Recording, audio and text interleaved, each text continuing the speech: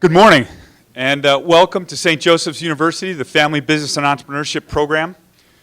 We are the only institution in the northeastern corridor of the United States focused on the combination, that nexus of family business and entrepreneurship.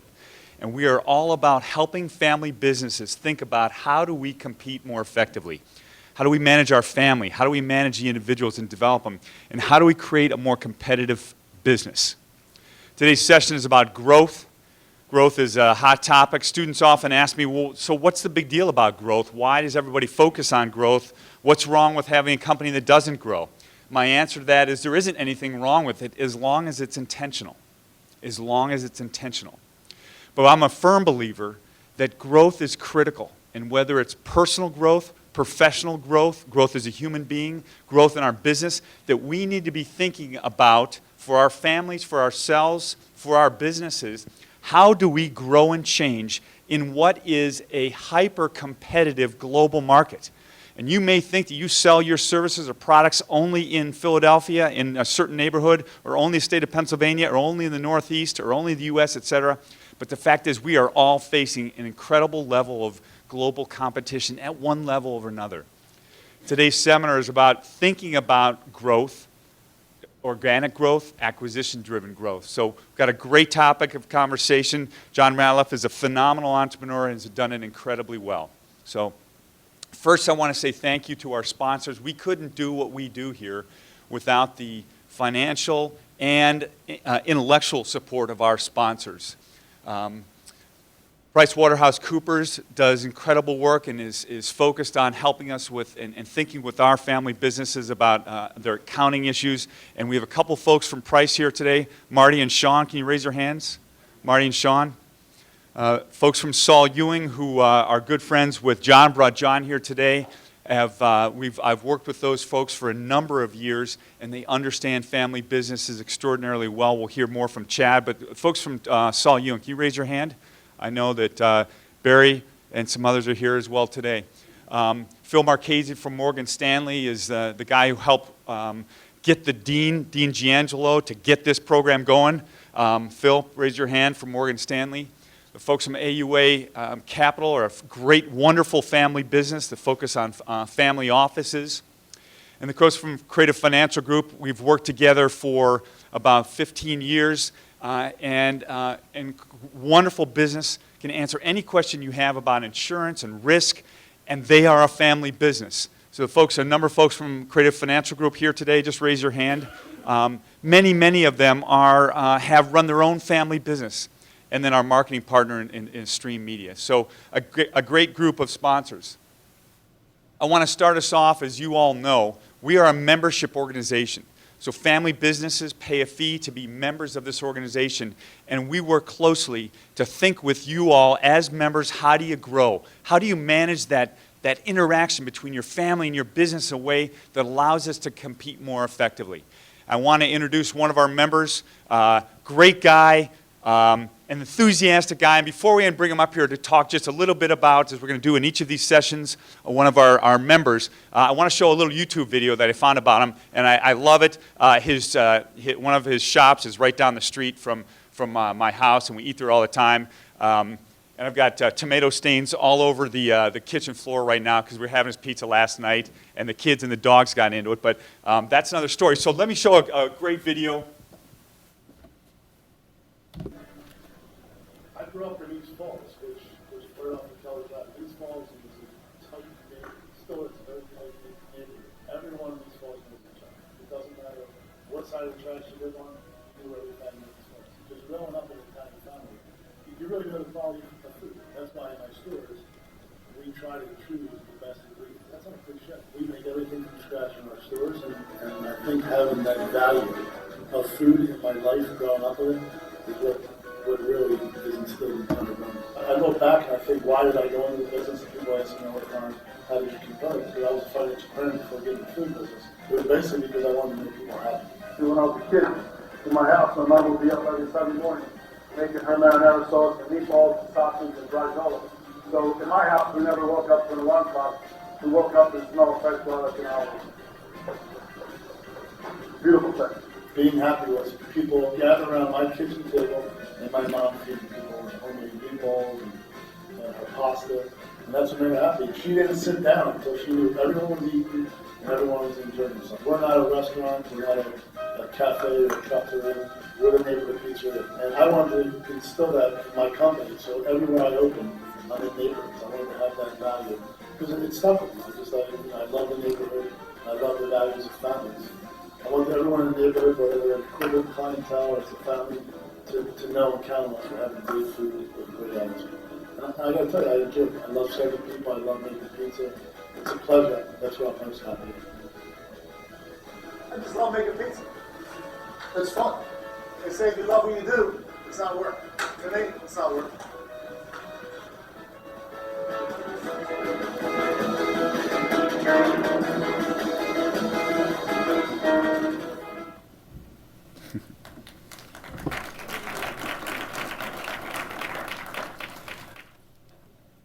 I wanted Tony to speak to us to do our first member profile, because Tony is not only grown organically, started Tony Roney's, but he also recently acquired a company. So Tony, come on up, just introduce yourself, say a little bit about your business and what your strategy is.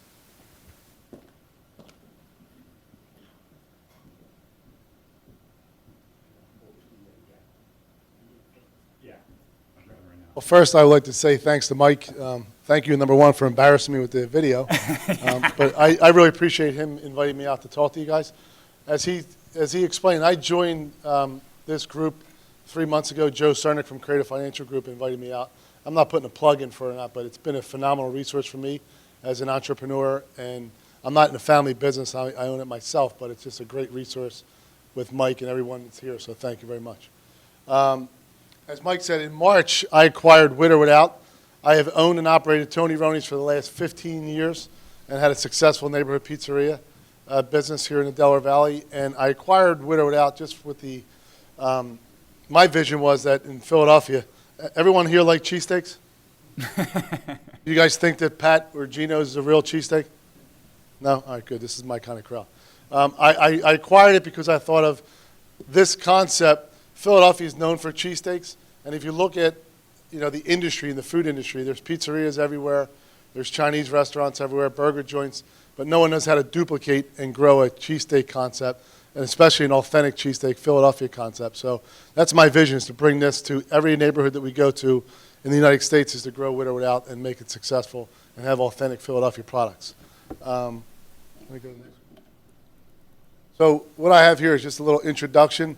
And I thought it'd be a good idea, again, because Mike thought we're talking about acquisitions today.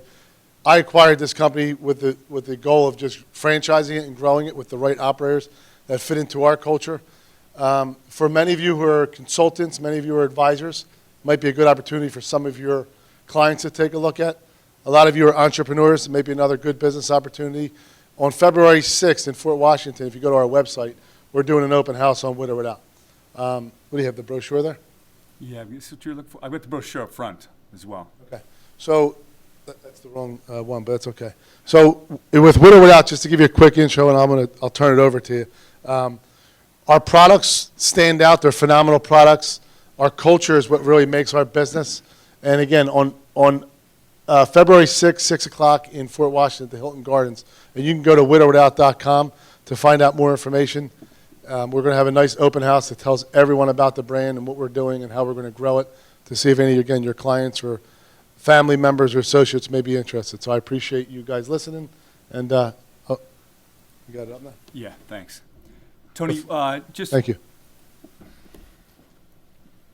Tony, why'd you acquire, what was the story behind With or Without? Because it was I acquired it from, many of you probably know the Philadelphia Soft Pretzel Factory. Dan Dizio and his wife had started it. And they came out with a great marketing plan. She had a vision of serving Philadelphia cheesesteaks in a clean, warm, inviting atmosphere. The only problem is she didn't have restaurant skills and operational skills to get the brand consistent and get the quality and the service there. So someone brought it to me last year. I took a look at it for about 3 or 4 months. Thought that if I put my culture and my systems, my products into the concept, that we can really make it successful. So we acquired it in March, and we're looking forward to growing. So thank you. All right, thanks.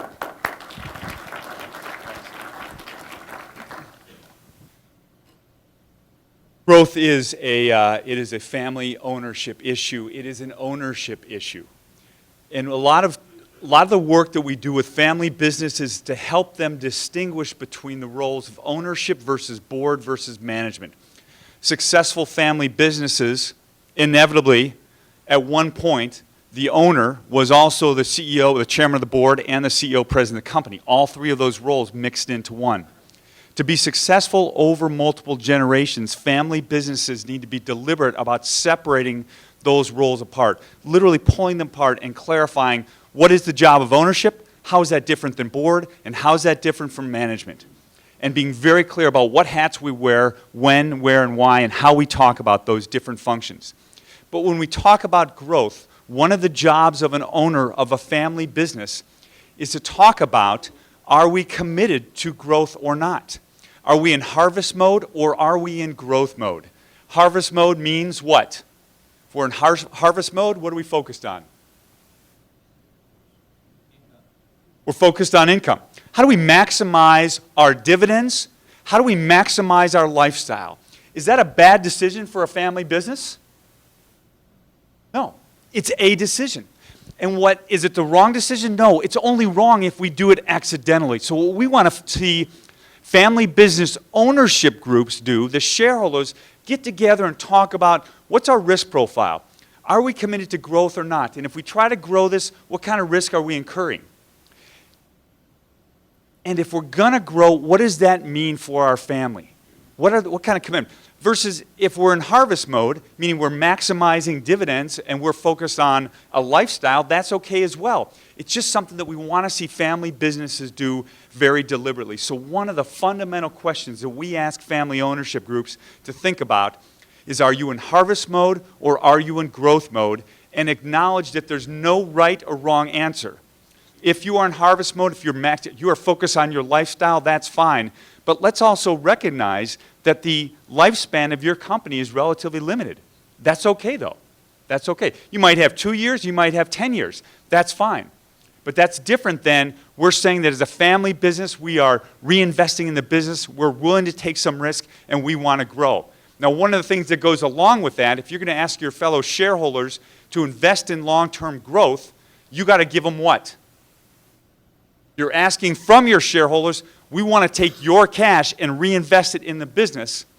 The quid pro quo, what you need to be able to give your fellow shareholders if they're going to allowing you to reinvest their cash into growth, you got to give them what? You got to give them higher return. You got to give them information. You've got to give them information. If you're going to ask fellow business shareholders to reinvest in long-term growth and we're going to shrink our dividends, in order for them to go along with that, you've got to give them information about how's our company performing. Are we creating value for you or not? So there is a quid pro quo there, because I see a lot of family business owners in particular don't want to share information. They don't want to share the financials. They don't want to share where we're headed strategically because they don't want to get all that mess and all this dialogue and create all that stuff that comes along with that. But the problem is, you can't ask for my cash and me and reinvest if I don't have information.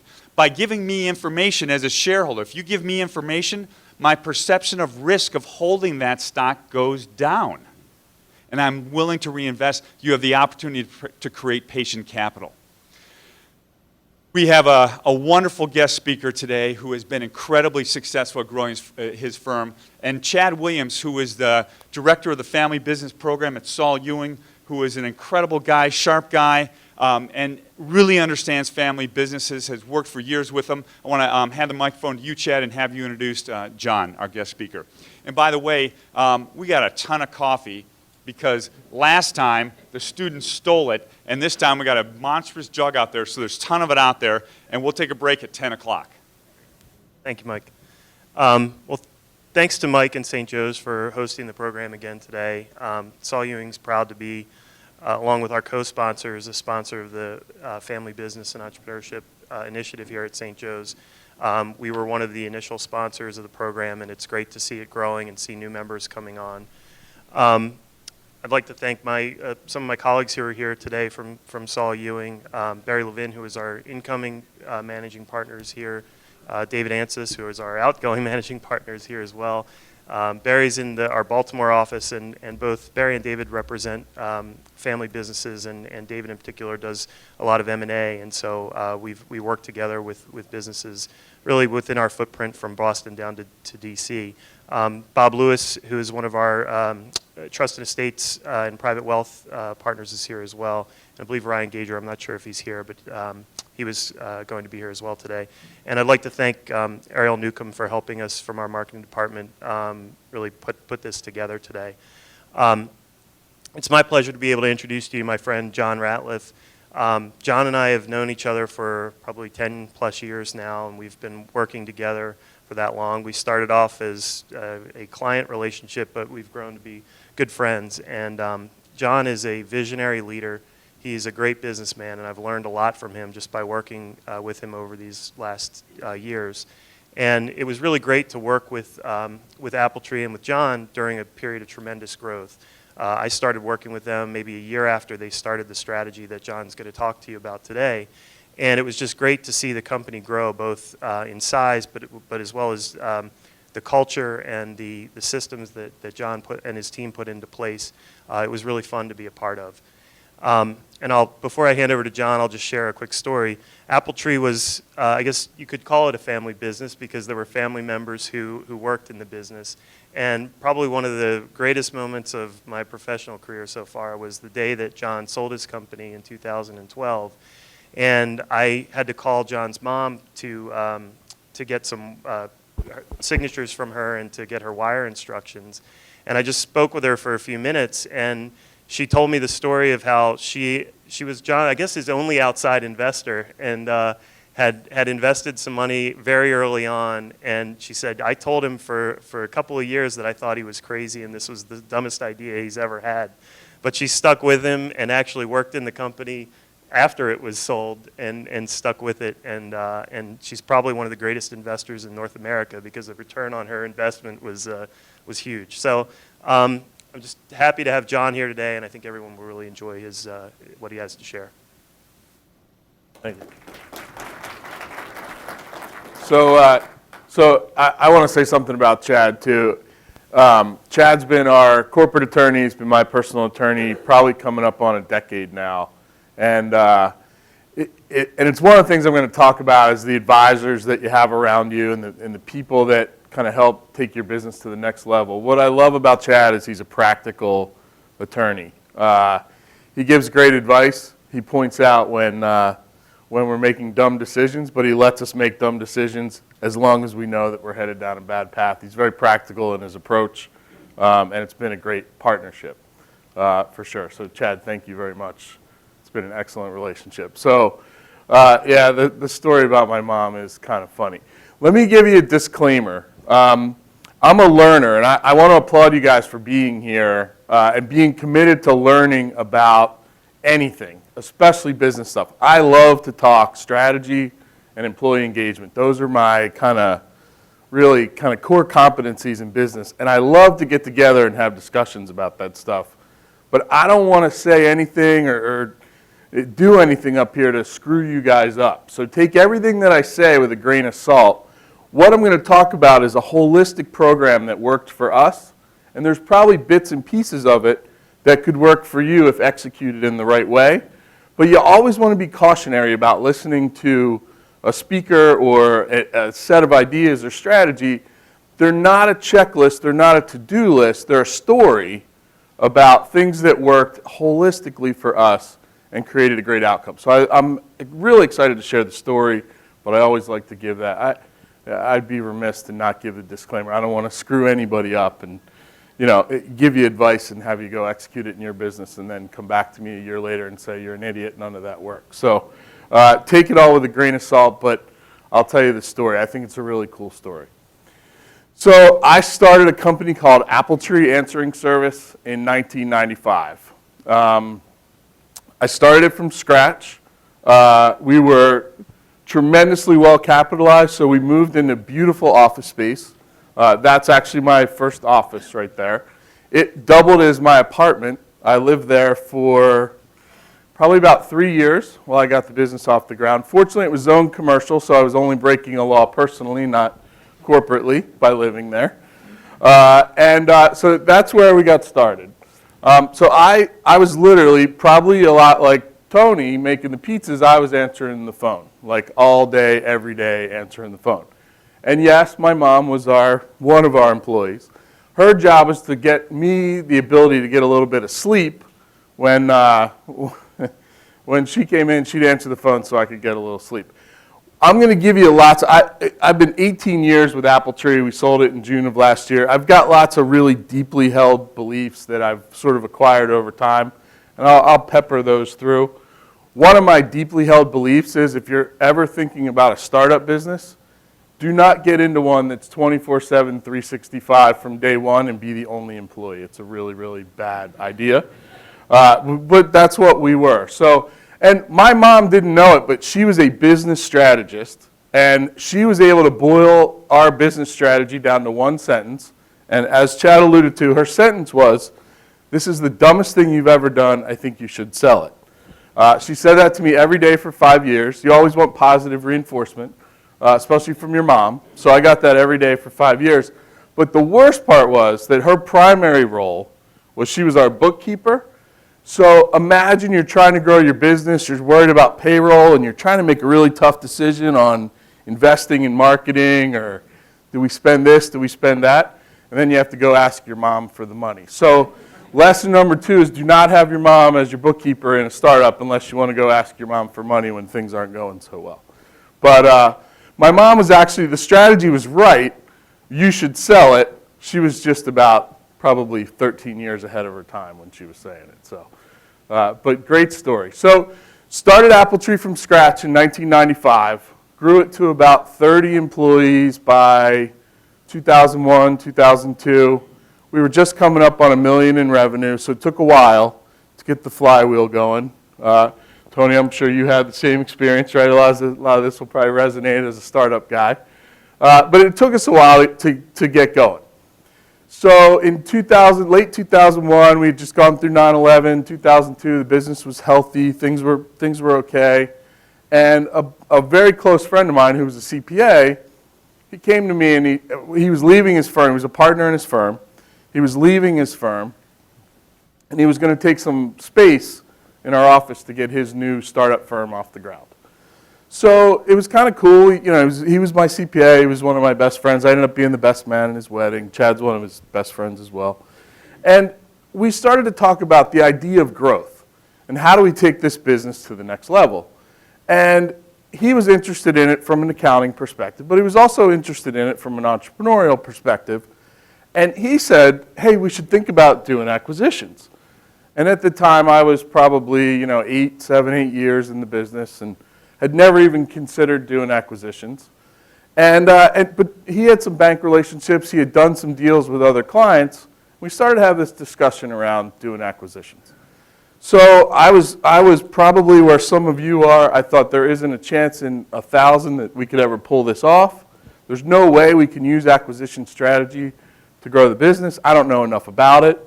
We have no capital whatsoever. We had literally zero capital at the time. But he kept talking about this idea of doing acquisitions. So we went out. We had a broker that served our industry. There was one kind of primary broker. You guys probably in your industries, there's 1 or 2 brokers that specialize. Now, I use the term broker loosely. He was really an alpaca farmer who lived on a farm in Montana and did not know very much about being a broker. But he was the one that everyone in our industry went to when they wanted to sell their company.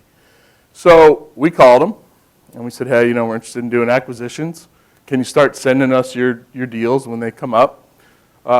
He would, periodically we'd get a fax, or probably a fax back then. Email was just starting to get started. For you younger people, there wasn't always email in the world. Before we used to actually have these things called envelopes, and no, just kidding. But so we would get the deal sheets from him, and we were making what we thought were competitive, negotiated sort of offers on these businesses that were coming through. And we kept missing every time. He'd call back and say, no, you lost the bid. Someone bid the asking price. So the next one would come through, and he'd call back. He was a very unethical guy, too. So he was really, really bad guy. But Call back, no, you missed that one, someone bid the asking price. So we got fed up with that. And we found a really good business that he put us in touch with in Portland, Maine. And they were listed at $1.2 million. I think we bid $1.1 million. And we were really excited for this business because it was going to be a good fit. Same equipment platform that we were on. Like, it had a lot of we were excited about this one. And sure enough, we get the call, sorry, you lost out. Someone bid asking price. So I wish you were there for this. This was a funny conversation. So we literally said, all right, it doesn't matter. The next one that comes through, we're going to, in 10 minutes after we get it, we're going to bid the asking price. So sure enough, a couple weeks later, we get a deal sheet, and it is in beautiful Pensacola Beach, Florida. Now, is there anyone here from Pensacola? Anyone? Good, I can say what I feel about Pensacola. It is not a great place, Pensacola Beach, Florida, but we had made a commitment. We were going to bid asking price on the next deal that came through. 10 minutes go by, I call him, I said, we'll pay the asking price on the deal. And he said, okay, I'll call you back. 15 minutes later, he called back, he said, okay, you win.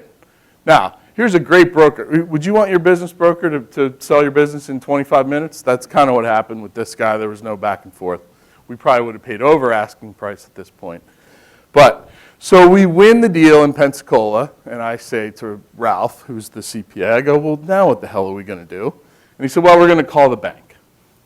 So we call our bank. We call his banker, actually. It's not even my bank. We call his banker, and we say, hey, we have this deal in Pensacola, acquisition, and we'd like to do this deal.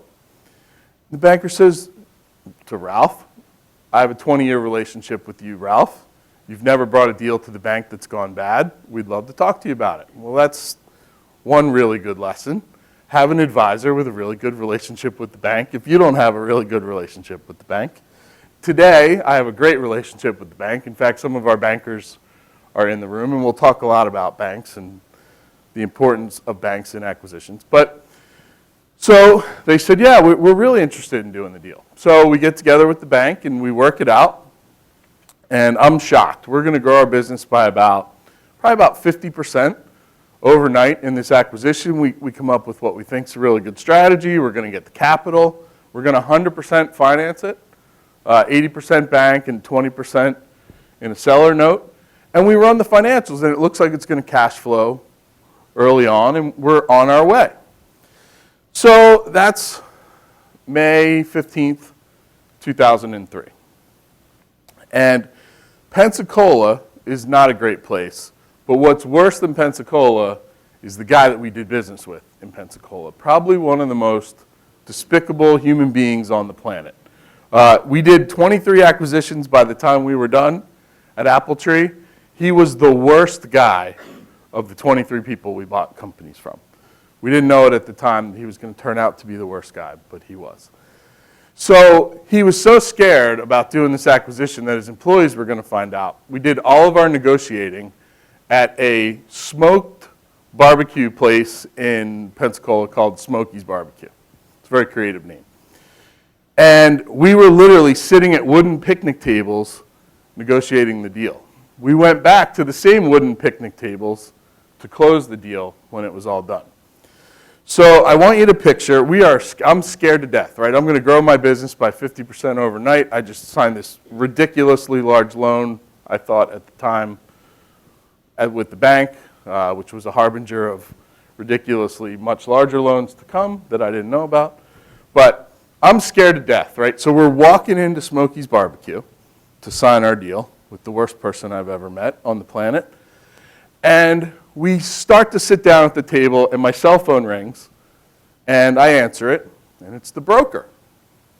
We had a lot of bad guys, and thank God you were a good guy, Chad. We had a lot of bad guys in the early days. So I answer the phone, it's the broker. And he said, hey, I know you're about to go into closing, but the deal in Maine is back on the table. The offer at full asking price fell through. Do you want to bid on it? Now, I want to put this into perspective. We did, in 2002, Appletree did $1.1 million in gross revenue, not EBITDA, gross revenue, $1.1 million. We're borrowing $400,000 to do a $500,000 deal in Pensacola to grow our business by just about 50%. And we were trying to borrow $800,000 to do a $1.1 million deal in Maine that fell through. So I say to Ralph, the CPA, my now partner, we made Ralph a partner. In exchange for his M&A work, we gave him some equity in the company. So I say to Ralph, hey, it's Steve. He's on the phone. Portland fell through. And he goes, well, let's make an offer. And I go, you sure? And he said, yeah, let's make an offer. So I said, Steve, we'll bid again on Maine. We'll pay $1 million. Our offer's down from $1.1 million down to $1 million. He goes, all right, I'll call you back. I said, okay. So we're now signing the contracts, and I'm scared to death, and we're going to grow and do our first acquisition. 5 minutes later, which is this broker's MO, 5-minute negotiating. 5 minutes later, the phone rings. He said, they accept. So I turned to Ralph. I go, they accept. He goes, great. I go, now what are we going to do? He goes, we're going to call the bank. So we did $1.1 million in revenue. Roger, you probably don't know this whole story this way. We did $1.1 million in revenue in 2002. We are now going to ask the bank in a 60-day span of time to lend us $1.2 million in 2003 to do acquisitions. That's insane. So our banker, God bless him, he passed away about 2-3 years ago, one of the greatest guys on the planet, a guy named Andy Yatsis. Changed our lives forever. I love Andy. But Andy says, yeah, we'll do it. Over the phone, we'll do it. I'm like, all right, so here we are, we're trying to assimilate this Pensacola mess, and now we're in work on Portland, Maine mode. We are going to grow 110% in 60 days. So we're learning lessons in Pensacola. We're kind of getting that going, and now we're going to go to Portland, Maine, and do our deal there. So fast forward about 55 days. We're 6 days away from closing. We put a deposit down. We've invested a bunch of money. We're telling the sellers we'll be there on Tuesday. We'll sign all the contracts. Spent a bunch on legal fees. This was pre-Chad. We spent legal fees with someone else. So we're going on Tuesday to close the deal in Portland. Thursday afternoon, Ralph gets a call from Andy, our banker. He said, hey, Ralph, I have some bad news. We're not going to be able to do the deal in Portland, Maine. Ralph says, some bad news? Well, yeah, of course that's some bad news. We're supposed to close on Tuesday. What are we going to do? So, unbeknownst to us, Ralph put his 20-year relationship with Andy on the line. Andy actually probably put his job on the line with the bank. And he went to the director of credit at the bank. And he said, hey, you need to tell these guys no in person. I'm not telling them no. I have a long relationship with Ralph, and I'm not going to tell them no. So unbeknownst to us, we're invited to the bank at 7 o'clock. Now, how we got a banker out of bed at 7 o'clock on a Friday morning, I have still no idea to this day. Roger, maybe you know. But we have a 7 o'clock meeting that we thought was to pitch our deal to the bank, and the director of credit thought was to tell us no in person. So it was supposed to be a 5-minute meeting.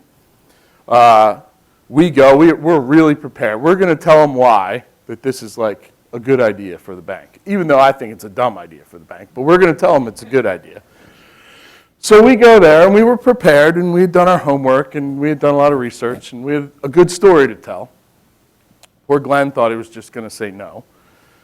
So at 9:05, Glenn's assistant, he was the director of credit at WSFS, Glenn's assistant had come into the conference room 5 times. He had canceled 5 subsequent appointments because he had a 5-minute appointment with us that was now 2 hours and 10 minutes old. And we pitched the bank for about 2 hours and 15 minutes on why we thought this was a really good idea for the bank and a good idea for us. The last thing Glenn said to us was, I don't want to see you back in this conference room for at least a year. Andy winked at Ralph, we walked out, and Ralph said, they're going to do it. And I said, no, they're not going to do it. He said, trust me, they're going to do it. We didn't get to the car. Ralph's phone rang. It's Andy, and he said, we're going to fund the deal. Be here tomorrow morning at 9 o'clock, and we'll sign the paperwork. So we borrowed 100 and whatever that is, 6% of our entire 2002 revenue by July 15th of 2003. And we did the second deal. Now, the cool part about that was we got this relationship with the bank. We got to talk directly to the director of credit at the bank, and we got to tell our story. And what a great lesson that is. And we'll talk more about banking towards the end. But what a great opportunity to get in front of the people at the bank that can make a decision. How many bankers are there in the room? How many bankers in the room from one of the 5 major banks in the United States? Anyone? Wells, BofA? So I have a bias I probably shouldn't share with you guys in the room, but I believe really strongly that you've got to be able to get in front of people that can make decisions at a very senior level at the bank. I know the major banks are changing a little bit in small business lending, and there's more ability to kind of get to the right people at high levels. But I love the ability to get in front of the director of credit that could make a real decision on our behalf and tell our story. He thought he was coming to tell us no. We were compelling enough in 2 hours and 15 minutes to get him to tell us yes. And then what transpired for the bank and for us is an amazing success story, 23 acquisitions, all bank financed, all seller financed. We did 100% financing on every deal. But if we don't get that meeting with Glenn that morning to pitch our deal and really tell our story, none of the rest of it happens. And I think if you asked our bank, they would say they were happy with how the relationship turned out, and we were certainly happy as well. So one of my deeply held beliefs is you really have to have a great bank relationship. So there's Pensacola. Anyone been to Pensacola? They claim to have the whitest beaches in the world. I don't know if that's true or not. So we had, when we did acquisitions, and again, we learned a lot early on, but we had kind of 3 rules. We were very disciplined about how we did our valuations. And while we did agree to bid asking price on our first deal, it still fell within our kind of rule set around the financials of the business. But what was more important to us was how we integrated acquisitions post-sale. And I referenced the guy in Pensacola who was one of the worst guys on the planet. He taught us a lot of great lessons. So the most probably eye-opening thing that happened for me in that first deal was I knew how bad this guy was, and he had 15 employees. And he didn't have a kind word to say about a single one of his employees, but he had a whole lot to say about how lazy they were and how this and how that. He was an unbelievable racist. He was a really bad human being. So I think, we're going to roll in here, and this is going to be the greatest thing ever. For these employees, they're going to be thrilled that this monster is not going to be their boss anymore. So we do the deal, we sign at Smokey's Barbecue, he gets his check, so now we can actually go talk to his people. And we go to his office and he gathers his 15 employees around. And he said, hey, I made the decision, we're going to sell the company. And the employees have like a collective meltdown. Mike, you can't do that, what are we going to do? We're going to miss you, we want to work for you. And I'm thinking, are you people insane? You should have heard what he was saying about you at Smokey's. But they were really not loyal to Mike. They were scared to death about the change that they didn't understand that was potentially going to come if Mike sold his company. So one of our rules when we do an acquisition is our whole goal in an acquisition is to make sure that the employees are comfortable and that they're not scared. And we learned this totally by accident. To tell you I was shocked at the response would be an understatement. I literally thought they were going to stand up and spit on him on his way out, and instead they were horrified that he was leaving. So as a reaction to that, we said, listen, we're not going to make any changes. We're not going to cut anybody. We're not changing any comp. We're not going to change any procedures right away. We're going to take our time. Everybody relax. Because I have to get on an airplane in 2 days and leave Pensacola and hope that these people continue to do the job the way that it needs to be done. And I can't be there. One of the things most of the time when you do acquisitions, you're going to acquire at least a second location if you're only one location now. And as Tony can tell you, you can't be in, how many pizza places are there? 7. You can't be in 7 at one time. In fact, you can't even be in 2, although we think we can. You can't even be in 2 at one time. people have to do the right thing when you're not looking.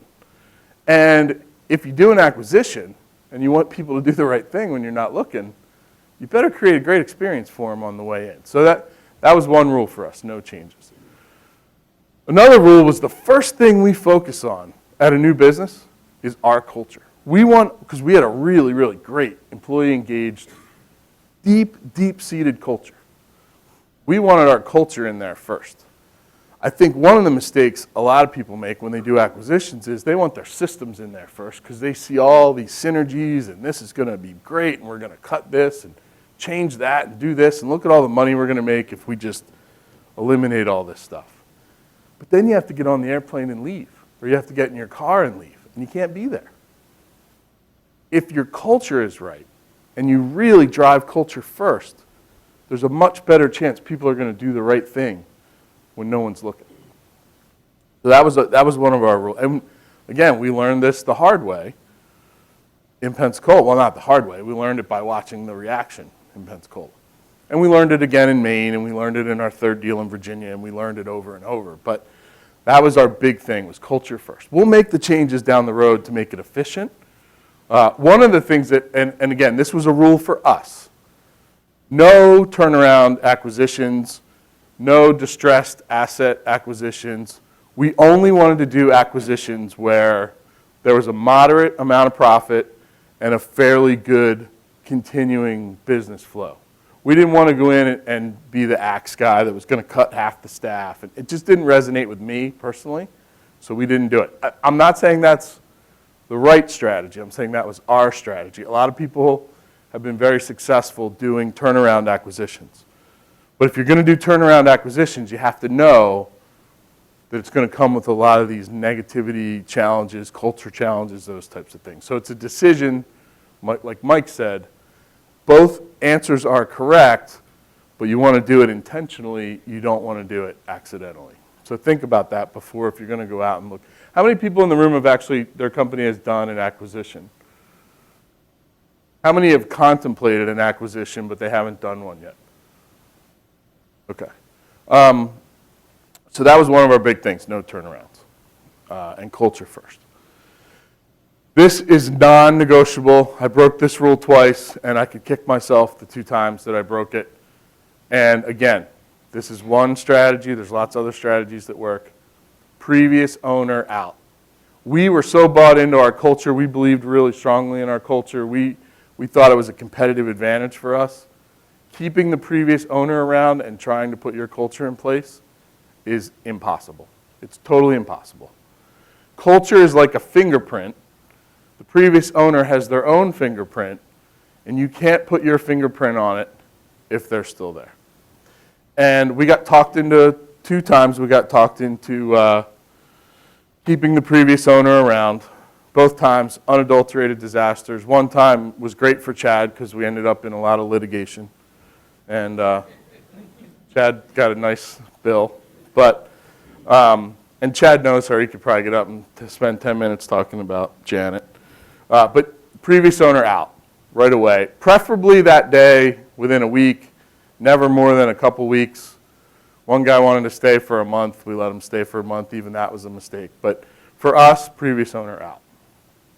So those were kind of the 3 big keys. The other one was get disciplined about the business model. So, you know, it's funny. I'm going to talk out of both sides of my mouth. We were financial buyers. And then at the end, we were a strategic seller, but we would have never been a good strategic buyer of companies. And what I mean by that is we use financial models to buy, exclusively financial models to buy. We would see strategic value in deals that might let us alter our financial model a little bit, but we never got very far outside of our financial model. One of the big upsides to having a bank as your primary lending source to do acquisitions is they don't want to hear anything about any strategic anything in any deal. Let's talk about the financial model. Does it make sense? Does it not make sense? And it kept us really disciplined. We gave our model to the bank and said, hey, here's the model we're going to follow. And they said, great, you follow that model, we're happy to lend. In fact, after about 4 years of doing deals, the bank said, we're so happy to lend, we'll give you an acquisition line of credit so that you don't have to call us every time you do a deal, but you must follow the financial model that you gave to us about how you're going to do deals. So we were very disciplined about that. That's not to say strategic deals don't make sense in a certain environment, a certain time, if you have a lot of cash or you need a certain piece of IP or technology they have. But we were very disciplined about our financial model. So, okay, this is the big one. I love this picture, by the way. Look at this. I use this picture. I do a talk on employee engagement. I use this picture. What in the hell is going on with that girl in the front? Like, that's a scary looking girl, isn't it? How many people have employees that this is what their employees look like? They all come to work, they look like they just bit a lemon, and the photographer says, okay, smile, we're going to take a picture. Employees don't look like that. Employees come in all flavors, all varieties, all sorts of stuff, all sorts of family and this and that and the other thing. But we tend to treat them certain ways without thinking through kind of their stuff. So in an acquisition, the single most important thing is to keep the employees engaged. You're going to get on the airplane, you're going to leave, you're going to get in your car, you're going to leave, and they have to continue to execute the way they executed yesterday. If you're buying a quality business and you want it to remain a quality business. We forget about the employees all the time. We start talking about, well, we're going to combine accounting and we're going to cut the billing department down a little bit and we're going to change the benefits and we're going to save some money here and save some money there. And we do all this stuff, this synergistic stuff that we talk about because it seems like good strategy, but we forget we have all these people here that have to continue to run the business. And my bias, my deep-seated bias, I told you I'm an employee engagement guy first. Got to get the employee engagement right. I think it's the most critical piece of doing acquisitions. If you're going to do acquisitions and you're not an employee engagement thinker, then you may want to think twice about your strategy around acquisitions. You may be better suited to do the turnaround stuff, a little more margin for error. But if you're going to buy quality businesses, you want them to remain quality businesses, the employee piece is critical. Employees, in the face of acquisitions, are faced with ambiguity. You can stand in front of the room for a week, every day, and tell them how great it's going to be, and we have this benefit, and you're going to get this, and you're going to get that. You can talk till you're blue in the face. But they're still faced with ambiguity, and there's going to be a lot of distrust. Not because you did anything wrong, but because it's natural in the face of change to have a little bit of distrust. So you need to be empathetic to the fact that they're living in a world of ambiguity. And everything you do should be around easing their mind around ambiguity. That's one of the reasons that we wouldn't cut any benefits. In fact, we would grandfather in benefits. So if you had 6 weeks of vacation because the previous owner gave you 6 weeks vacation, with my company you would have 6 weeks vacation till the day you left or retired or whatever. Now, if we hired someone next to you, they would have our standard 3 weeks of vacation. We were really, really serious about this policy, and then one day it got put to the test. We bought a business in St. Louis, great company in St. Louis, 25-year industry veteran, loved by everybody, and he had a senior employee that was kind of running his operation. His wife had gotten cancer. So this senior employee was running his operation, and he said, listen, Jen, if you stay and run this business while we battle cancer with my wife, I will put you through college. I will put you through 4 years and pay for your degree. When we bought the business, she was 2 years into her 4-year degree. It was about a $40,000 a year college. It was a legitimate, University of St. Louis, I believe. And she was 2 years in. 2 years to go, she had this commitment from the previous owner. He said to us, listen, this is crazy. There's no way you should pay for her college. That was between me and Jen. Jen said to us, listen, I don't expect you to pay for my college. It was between me and Jim. I totally understand. But we had this, we were serious about it. We had rules, we followed them. We were dead serious about our discipline. I'm the least disciplined person you'll ever meet. We were dead serious around discipline around acquisitions. So we had this rule. we won't cut a single benefit. So that's an expensive rule. That's an $80,000 rule. So Ralph, my partner CPA, with the CPA hat on, said, this is crazy, we're not paying for her college. And me with kind of the wild ass entrepreneur hat on, who had these rules that were working so far, said, I don't want to tempt fate, we're paying for her college. So since I was a 70% shareholder and he was 20, no, I'm just kidding. I won the debate. But no, so we had a really good spirited discussion. And what we came back to was, listen, we have a formula that works. We're not 100% sure why it works, and maybe this piece is important and maybe it's not as important as we think, but our formula is working and I don't want to change. So we told Jen, listen, we understand it's very nice of you to say we don't have to pay for your college, but we're going to do it. And she was obviously taken aback by that and shocked, and the previous owner thought we were stupid. But we did. We paid for Jen's college, 2 more years, $80,000. She got her degree. I sold my company in June of last year. Today, Jen is one of the 5 most senior people at the company that I sold. She was the most loyal employee you'd ever want to have, and she turned out to be one of the absolute best. And the $80,000 investment in her college was returned dozens of times over. More importantly, when there was uncertainty in St. Louis around the acquisition or anything that was going on, Jen was our instant advocate, literally overnight instant advocate. It said a lot that a company was willing to commit so seriously to this, we don't cut your benefits, that they were willing to do that. So it's one of those things that evolved for us over time, but became a really, really important thing. Was we really wanted to eliminate this ambiguity thing, and we were real serious about don't cut benefits. Now, here's the good news, I think, in American business, if you're doing acquisitions.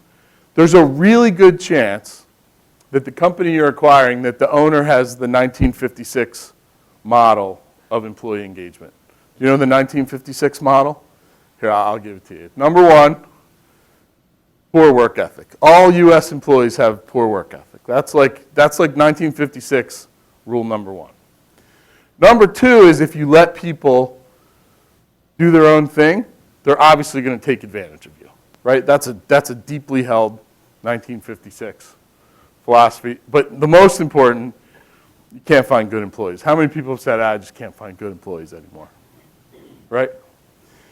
This is the model that most businesses employ around employee engagement.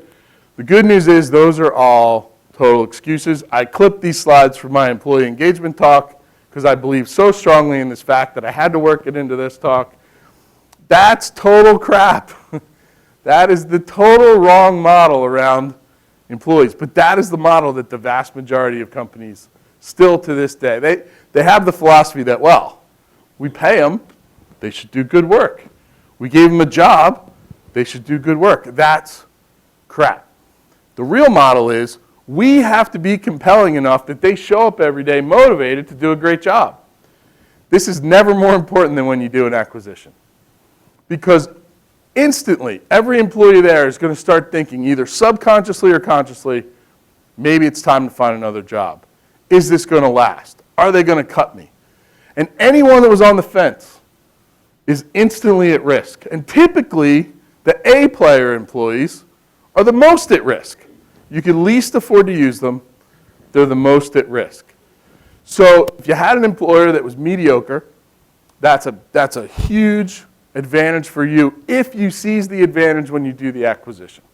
And you seize the advantage by focusing deeply on culture first. And then you can turn those B players into A players, and you can retain the A players that they have. The last thing you want is for the great employees to leave when you buy a company. And we got really good at keeping the best people at companies we acquired because we focused on it. And I think it's one of those things that gets lost in the shuffle. There's so much checklist stuff that happens. You know, we gotta get the accounting right. We gotta marry these systems together, and we got all these IT challenges, all this stuff, and then the people that matter are getting lost in the shuffle. I sold my company to a public company, and they have lost in the shuffle a lot of these employee issues. And subsequently, in 18 months, we had a company with about 18% turnover in an industry that averaged 110, and about half of the people that were there the day the company was bought are no longer there today. and they've lost all this great talent. And they didn't have to lose it if they had just paid attention and driven culture. It wouldn't have happened. That's Forum Confidential. Can't leave this room, by the way. Chad's squirming over there. I just violated my NDA. Sorry. We were a core values-focused organization. We were culture, core values. They were drivers for us. We had 7 core values at Appletree. We started talking about core values day one. Day one. And this nonsense of, well, we're going to put our 2 companies together, or we're going to buy this company and they've got core values and we have core values and we're going to mix them together, and that doesn't work that way. Core values, if you're serious about them and they are really part of your DNA as a company, and if they're not, I strongly, strongly suggest they should be, and that's a whole other topic for a whole other day. But strong core values delivered instantly in an acquisition help eliminate a lot of that ambiguity, because they know what you're about, they know what you stand for, and they know how to make good decisions. They have a guideline for making good decisions. So we got real serious about core values and making sure they were part of day one. If you don't want to do any of that stuff, just go out and get a bunch of these and put them at the acquired company, and they're like a magic cure. As long as you have a foosball table, you have great culture. Right? Isn't that true? Again, ripped off from another talk that I do. It's not about the to-do list stuff about great employee engagement and great culture. It's about the right philosophy. And unless you have the right philosophy, you can't drive great culture. You can be good, you can have a good company and do good acquisitions and have good culture. But if you don't have the philosophy that we owe it to these people to create a great place to come to work, an engaged workforce, and they are the most important asset we have, until you get the philosophy right, then you're really going to struggle in the acquisitive environment. So it's not about putting in foosball tables and posters. Unfortunately, I learned that lesson last, and that was when our company got sold. They said they were all about culture and doing the right things, but they were all about putting the posters on the wall, not about the philosophy. You got to have the philosophy right. And if you don't, that's fine. If you're not an employee engagement focused company or individual, that's okay. But be aware in acquisitions, you're going to have to do other things because you're going to lose a lot of the staff. And you need to be prepared for that. So philosophy. We taught our managers to ask one question every day. Every day, every manager, one question. Start your day with this question. What can I do today to make the experience for the employee better than it was yesterday? And when we bought a company, we would get the management team to ask that question themselves every day, and we wanted to know. We wanted that feedback. So we instantly engaged with the managers at the acquired company because they're just as scared, but they got to put on a brave face. You know, the Gens of the world, yeah, we're going to pay for their college, but they're paying for my college. Are they going to cut because they don't want to do that anymore? And I got to lead these people. How do I lead these people? Ask that question of yourself every day. What can I do today to make the employee experience better than it was yesterday? Focusing on this question made our acquisitions go tremendously, tremendously smooth because we were empathetic to what it was like to be on the acquired side. And that was a big deal. To be on the acquired side is a big deal. So, and this is another deeply held belief. How many guys in the room are M&A guys? M&A on their card, M&A. There's no M, it's all A. There are no such things as mergers. You guys should just change your title to acquisition. There are no mergers. There are only acquisitions. Put 2 companies together, one acquired the other. You can say we merged. The best, my most favorite is when you have co-CEOs. Yeah, we merged and we have co-CEOs. Yeah, right. You don't have co-CEOs. You have one CEO and another guy who thinks he's the CEO. There are no mergers, there's only acquisitions. Think about that. If you're going to do a merger, who's going to make the critical decisions? What's the decision tree going to look like? Where are the workflows going to happen? A lot of times we bring 2 companies together and we think it's going to be sunshine and roses, and then we wake up one day and we're shocked that it didn't go well. Well, you probably were in merger mode, not acquisition mode. Do you guys agree? Right? Chad, have you done any mergers? Or are they all acquisitions? So that's another deep-seated belief.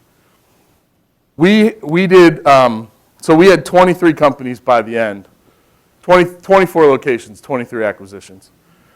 And you can't be 7 places at once. You can't be 4 places or 2 places. You definitely can't be 23. But one of the things that I committed to as the CEO was to go face-to-face at least once a year with every employee in the company and give them an open forum to have a discussion. And when we did an acquisition, we would do this right away. So I would go, we'd send a team on site, and when all was said and done and the HR paperwork was done and all that stuff had happened, we would gather everyone together, and we'd have a town hall meeting. And the deal was, in the town hall meeting, no topic is off limits. The only rule we had was to be respectful to your fellow employees and be respectful to the people that were there to talk to you, but you could say anything you want. You could ask any question you want. And we would talk openly about our vision for the business and where we were headed and where they fit in. And then we would repeat this process. Most sites we went twice a year. And we would do a town hall meeting with every single employee. If you're going to acquire companies, it's really important that the face of your organization has some face time with the acquired company's employees. Put a face to the name, you become more human that way. This was probably one of the 3 or 4 most successful strategies that we employed. Now, for the CEO of a company with 24 locations, this is a total pain in the ass. My assistant, myself, and my COO would spend a lot of time on the road flying around to meet with employees face to face. But the value, we had 18% turnover in an industry with 100%, 110%. The value of doing these far outweighed the headache. And one of the most important things we did. I was lucky, I'm a pilot. We had a little company airplane we flew. We'd show up Monday morning at 7 o'clock. We'd get in the plane. We could go to 12, 13 sites in a week. I would do all the flying. We would do the meetings. We'd get back in the plane and do the flying. Got a lot of great talk time when we were on the road. But the value of doing town halls, absolutely huge. Even if you're not in acquisitive mode, if you have multiple locations or even a single location, I'm a huge believer in the town hall. Anybody do town halls now? Pretty good experience? Is it worthwhile? What's your frequency?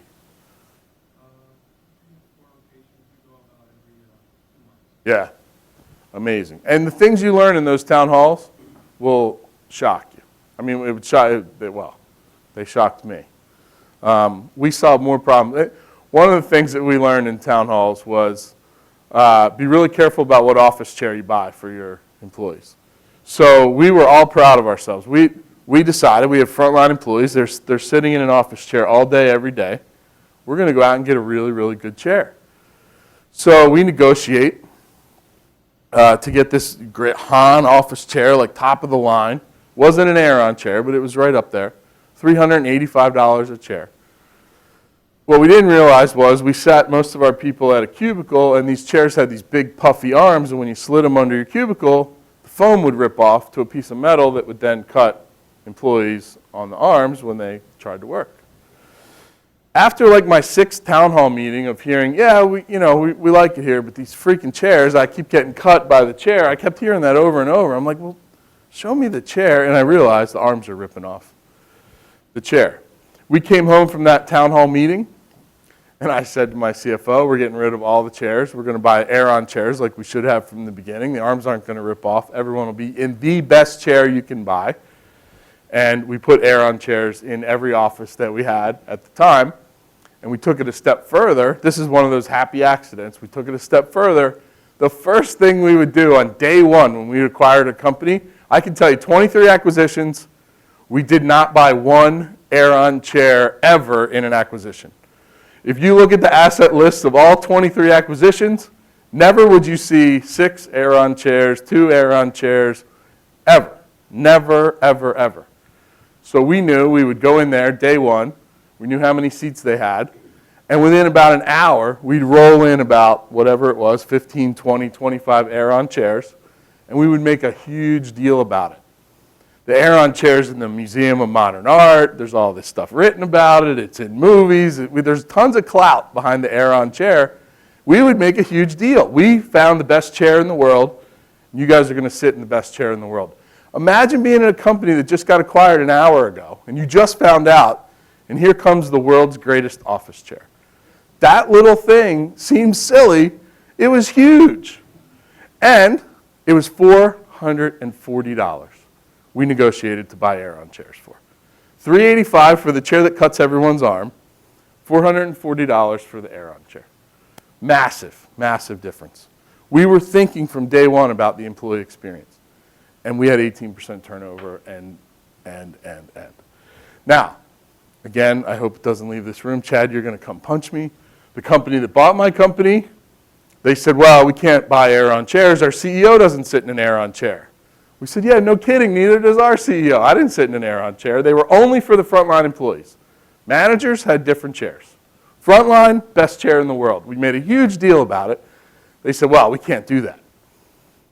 But we have this other really cool chair. It's like $385, and that's our company chair. And I'm like, yeah, that's a really good choice. That's the chair they're buying today. You can't make that up. Most of this you can't make up. But yeah, Aeron chair, first thing we did. I want to talk about the power of video. How many people? I know there's a video production company that's a sponsor, right? Stream Media, is that it? Are you here? Yeah. So for us, we were 24 locations, 23 acquisitions. We leveraged the power of video, I think, as well as you possibly could do it without doing it at a production level. We actually hired a professional filmmaker as a full-time employee. Still one of my best friends today, actually. And his whole job was to tell our story publicly through video and to teach our managers how to use video internally to drive this idea of employee engagement and culture.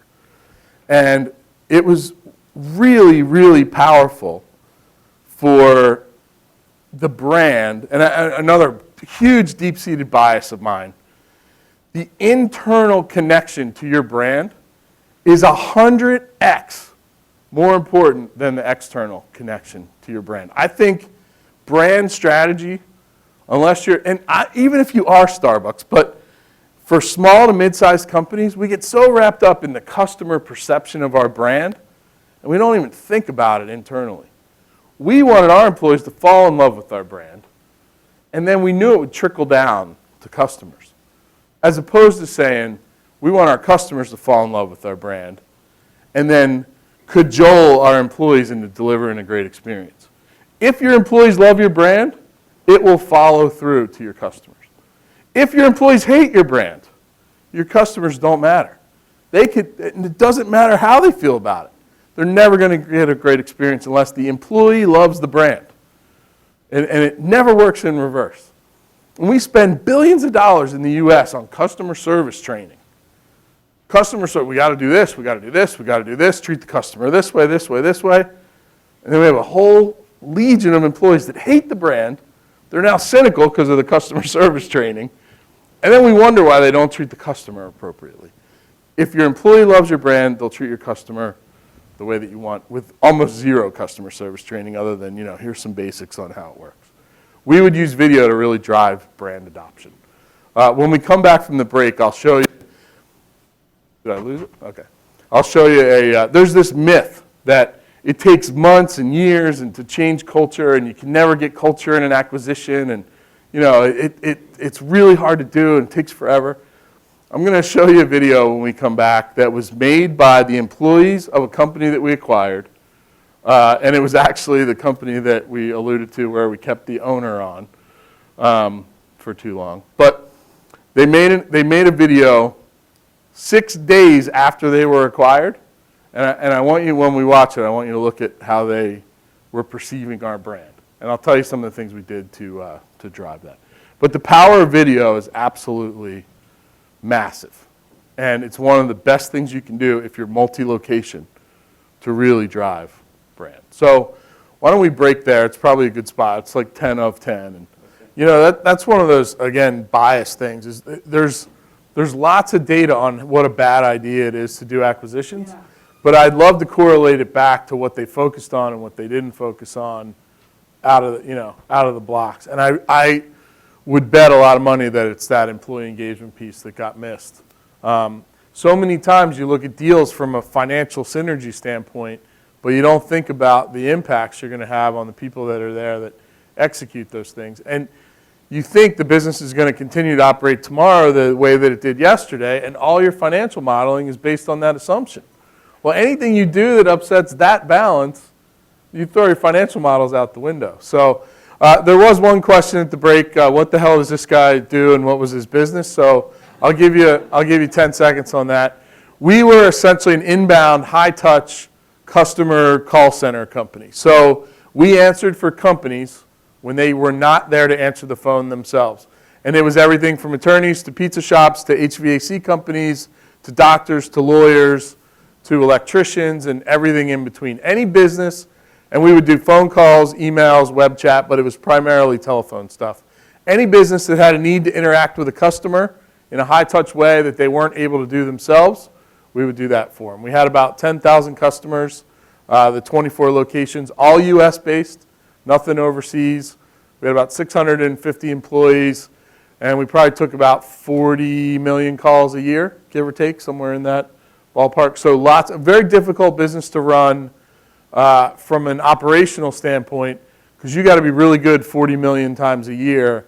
And again, you can't be side by side with that frontline person when they're going to talk to either one of your customers or, most of the time, one of your customers' customers. So we had to be an extension of the customer. We had to represent that customer. It was really important that that frontline employee was deeply engaged in what they were doing and felt really strongly about our brand. So we'll do the video real quick. So to set this video up, we bought a company in Chicago, Illinois, and we used a quarterly theme kind of process to drive. We would pick one key topic for every quarter that we wanted to execute on. We would use a quarterly theme, and then we would get the whole company engaged around that theme. We happened to buy this company when our quarterly theme was we were trying to drive core values adoption really deeply. One of the things we had done was we had a video contest. Again, we were huge users of video. So we challenged all of our offices to make a video, pick one of the core values, make a video about that core value, and we'd have a contest. We had owned this company for 6 days. The contest was going on. They said, hey, can we get involved in the contest? And we said, sure, no problem. And employees made this video at that company 6 days after being bought by Appletree.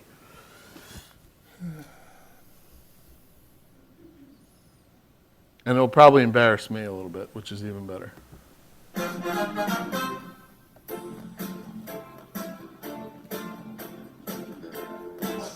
Take two. Here's the story of a lovely lady who was bringing up one very round the closet. All the ages have their voices, like a leader, a true place to call home. Here's the story of a lady who was 50 or 60 miles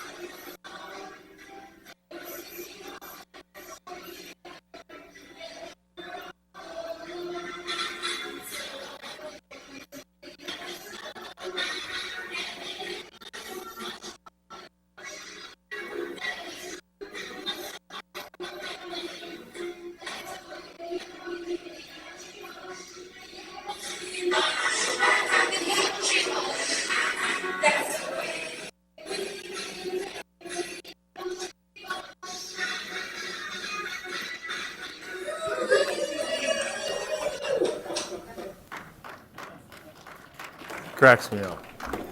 That's 6 days after we bought that company. So all this stuff about, you can't drive culture right away, I don't buy it. The key is you got to be really committed to it and real serious about it. So that's just one example. I could probably, if we had all day, I could probably give you 100 more. But it was because we were intentional about it. And that site went on to be one of our absolute best performers. That great lady they were singing about was actually the former owner who we kept on that we got rid of, and Chad had to litigate with. But needless to say, even in the face of that owner, so imagine that. Imagine why. I want you to think about that video, and I want you to imagine why the previous owner was probably a little bit contentious. Here her employees are 6 days after she just sold her baby, her brand, And here's the employees wearing the new company's logo, and those were our logoed shirts. That was part of our quarterly theme, those tie-dyed shirts. Here's these new employees 6 days in, wearing the logo, wearing the T-shirt, and making up a song about the new company. And she couldn't psychologically wrap her head around that. And that was part of why she was contentious. The other part was because she was very unethical. But part of it was she was struggling with seeing her brand so quickly diminished in the eyes of the employees, and our brand so quickly rising to prominence in the eyes of the employees. So you can do it really, really quickly. In fact, the best time to do it is in the very beginning. Do not delay. This is another deeply held philosophy. A lot of times we do these acquisitions and we're like, well, we're gonna focus on the employee engagement stuff and the brand in about 3 to 6 months. Let's get the integration part done first. That's like the worst idea. I believe you should do it the opposite way. Let it run the way that it was running. Worry about the integration down the road, but get the culture part right from the very beginning. As you can see, I have a very deep bias around employee culture, employee engagement, but it was the key driver in the success of our business. And we created an arbitrage when we did acquisitions. We would buy companies on average about 15% EBITDA, and we would make some operational changes, but we would get really deep on employee engagement.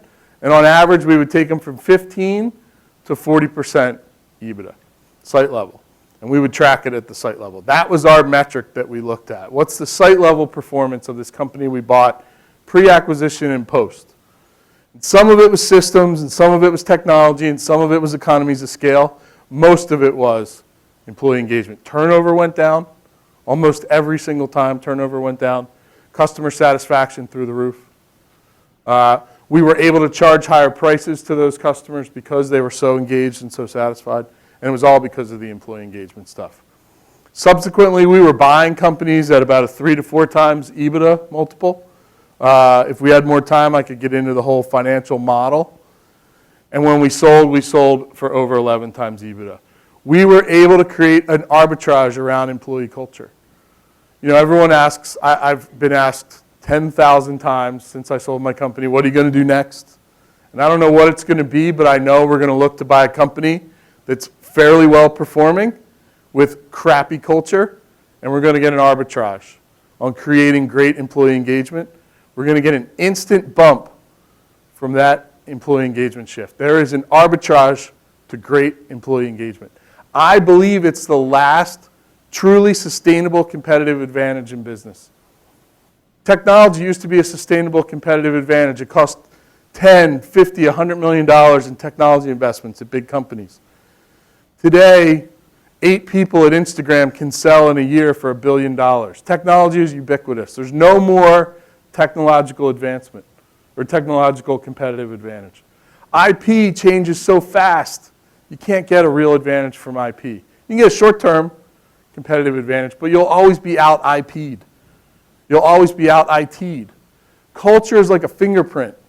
And if you get the employee engagement right, that fingerprint can never be changed, and it's your competitive advantage. So that's kind of how we did it. I'm going to run through real quick kind of 5 things that we learned doing acquisitions, and then I want to open it up for the part that I like the most, which is Q&A. I'd much rather hear from you guys and have a discussion than talk one way. But 5 things that, I grabbed the wrong one, I think. 5 kind of lessons that we learned along the way that I can share. Number 1, and this is number 1 hands down, and it's not because they're here. I actually did not know they were here. They were coming today. Your bank is your partner. Treat them like a partner, not a vendor. We were very open with the bank. We talked to them before we did acquisitions about our strategy and what our goals were and what we were going to do. But then we were very honest with what happened. So every quarter they got our financials and we sat down and had a discussion. Here's what we said was going to happen, here's what happened, and here's why we think there may be some differences. We were incredibly open. We never kept secrets from the bank. One of the best lessons we ever learned with the bank, we did a deal in the worst city to do business in the United States. Anyone want to harbor a guess the worst city in the U.S. to do business? Memphis, Tennessee, don't ever do business. Anyone from Memphis? Great, I can say what I feel about Memphis too. Don't ever do business in Memphis. It's the worst city in the United States. We did. We bought a company there. We ended up buying a second company there. We were going to have synergy and put them together. The only employees we ever had that we couldn't get engaged were the employees in Memphis. Subsequently, Memphis, it didn't fail, but we had 20 sites. We were putting 1/3 of our management effort into what was 4% of our business because we couldn't get the employees to engage. They just didn't want to engage. So we failed, so to speak, in Memphis. We were scared to death to tell the bank because the bank lent us the money to buy the company there. And we had a lot of track record. We had never had one go bad. Memphis was going bad. We debated, what do we do? Do we tell the bank? Do we not? But we had rules, and we followed the rules like fanatics. The rule was 100% upfront and honest with the bank. Called them up. We said, hey, here's what's going on. Here's how we think we can get out of it. Here's our exposure, and here's our plan. We're going to execute it. Are you okay with that? And they said, great, no problem. We went out. We sold Memphis to a competitor. We sold it relatively quickly. It was about $800,000 in cash that we were able to sell it for, and we had paid probably $1.2 million, $1.3 million for the combined, so we were negative $500,000. Went to the bank, we said, hey, we liquidated Memphis. Do you want us to retire the debt against Memphis? The bank said, no, we're comfortable. Keep it as working capital. Go find another deal.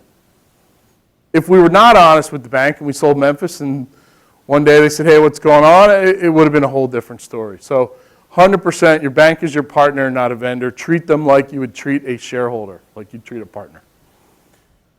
Your reputation, you only ever get to lose it once. And once you lose it, it's over. I think there's so much kind of negative energy and acquisitions around it's got to be win for us, and we don't care if it's win or lose for the company we acquire. If you're going to do multiple acquisitions, especially in a single industry, think win-win on every deal. Win-win. Because when you're win-win, then you get a great reputation. And people in your industry talk to each other. If I'm going to sell my company to X, I'm going to ask someone else that sold their company to X, what was the experience like? And if they say, I would do anything in the world, including put a nail through my toe before I sold to X, you got a real problem if you want to do multiple acquisitions. We were really serious about win-win. I told the story of St. Louis and the example there with Jen in college. I'll tell a second story that's even more powerful in St. Louis. And half the people in the room will tell me I'm absolutely out of my mind for what we did, but I can tell you it was the right thing to do. So we buy this company in St. Louis. It was one of the most respected people in our industry that sold to us. A guy named Jim Marchbank. He was about 6'6". He was a professional speaker. He now teaches an MBA class overseas. Great guy. His wife was sick with cancer, Elizabeth. And Jim was dealing with his wife's cancer, and he had taken his eyes off of his business a lot. He was probably about a $5 million company at his peak. It was down to about $2 and change. He had lost his accountant. He was trying to do his books in Quicken, not QuickBooks, not the accounting program, Quicken, the checkbook program that you'd use at your house.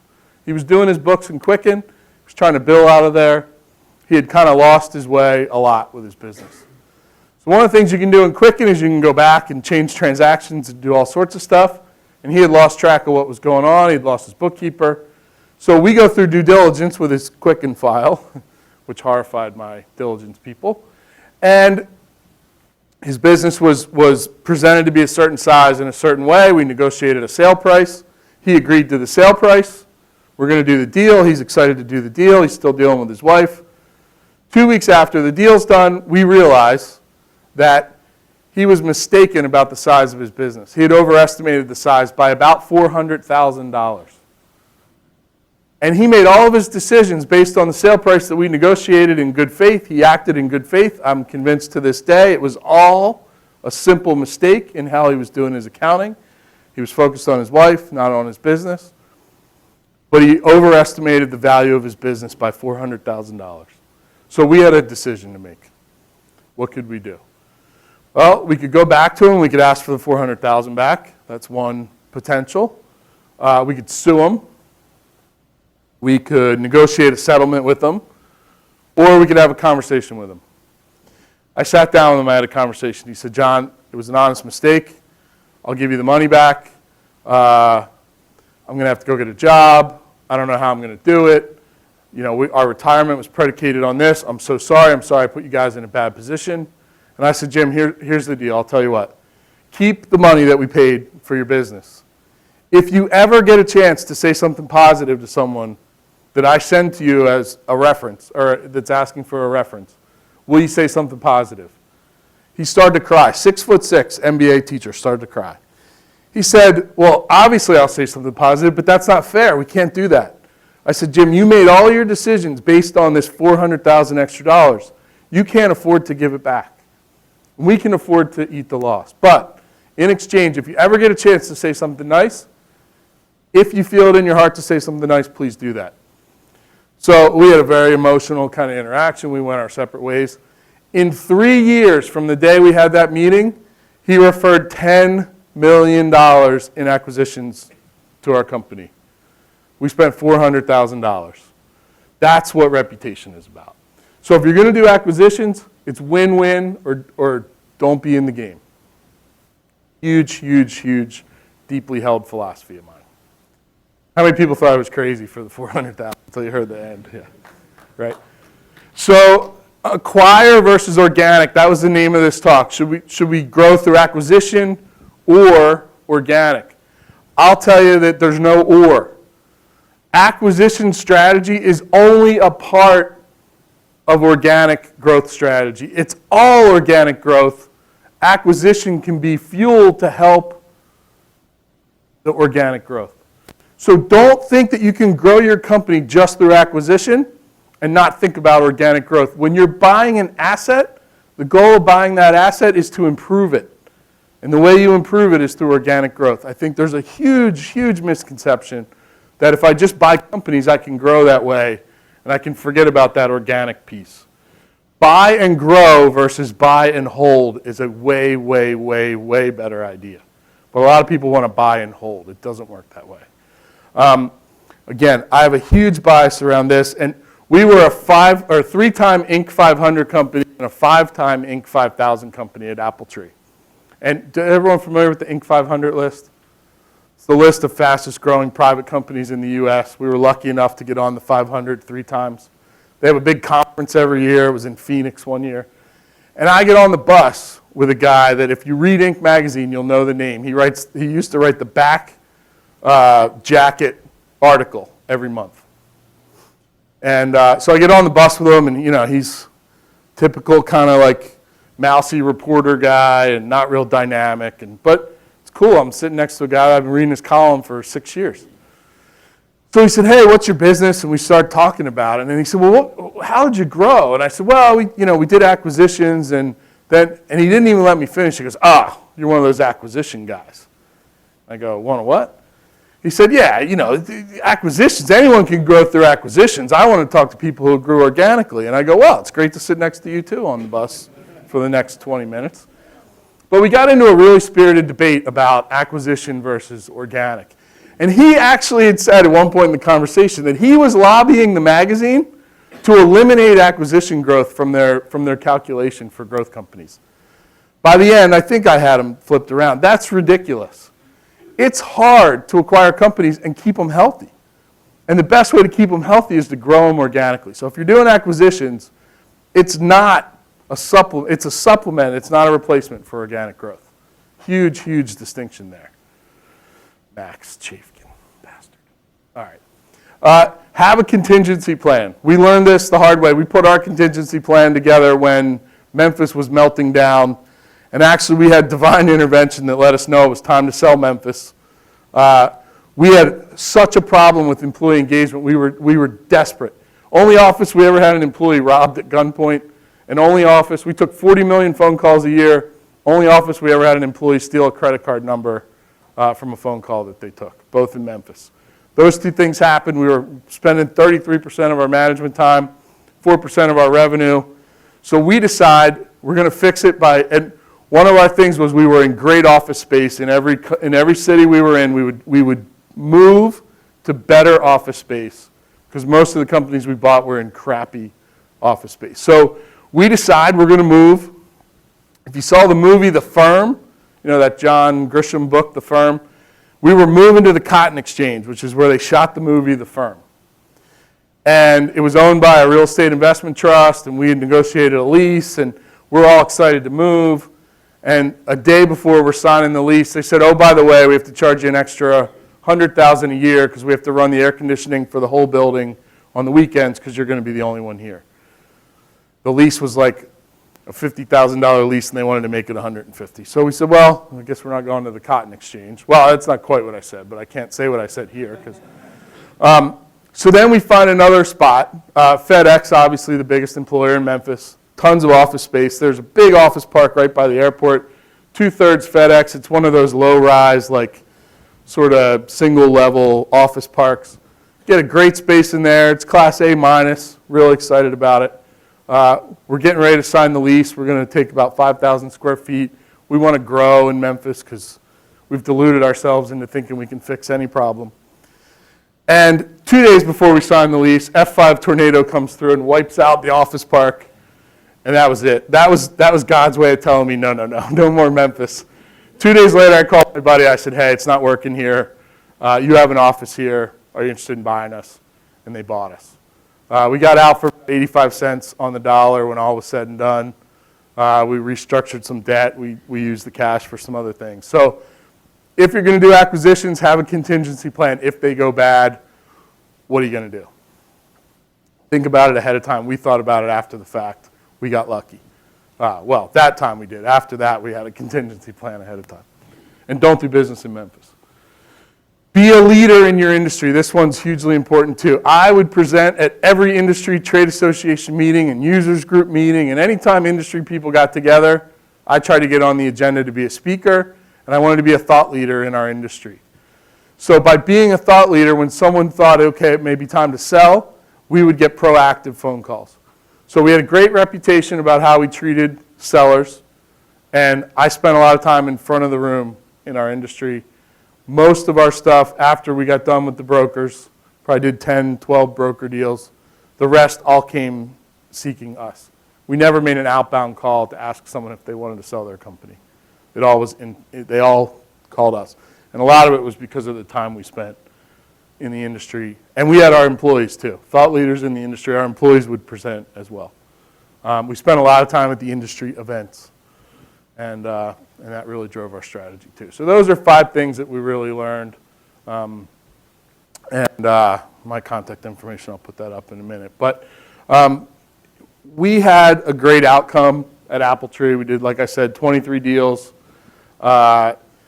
We feel like we had the formula down pat. We made a ton of mistakes along the way. We tried to be a learning organization and learn from those mistakes.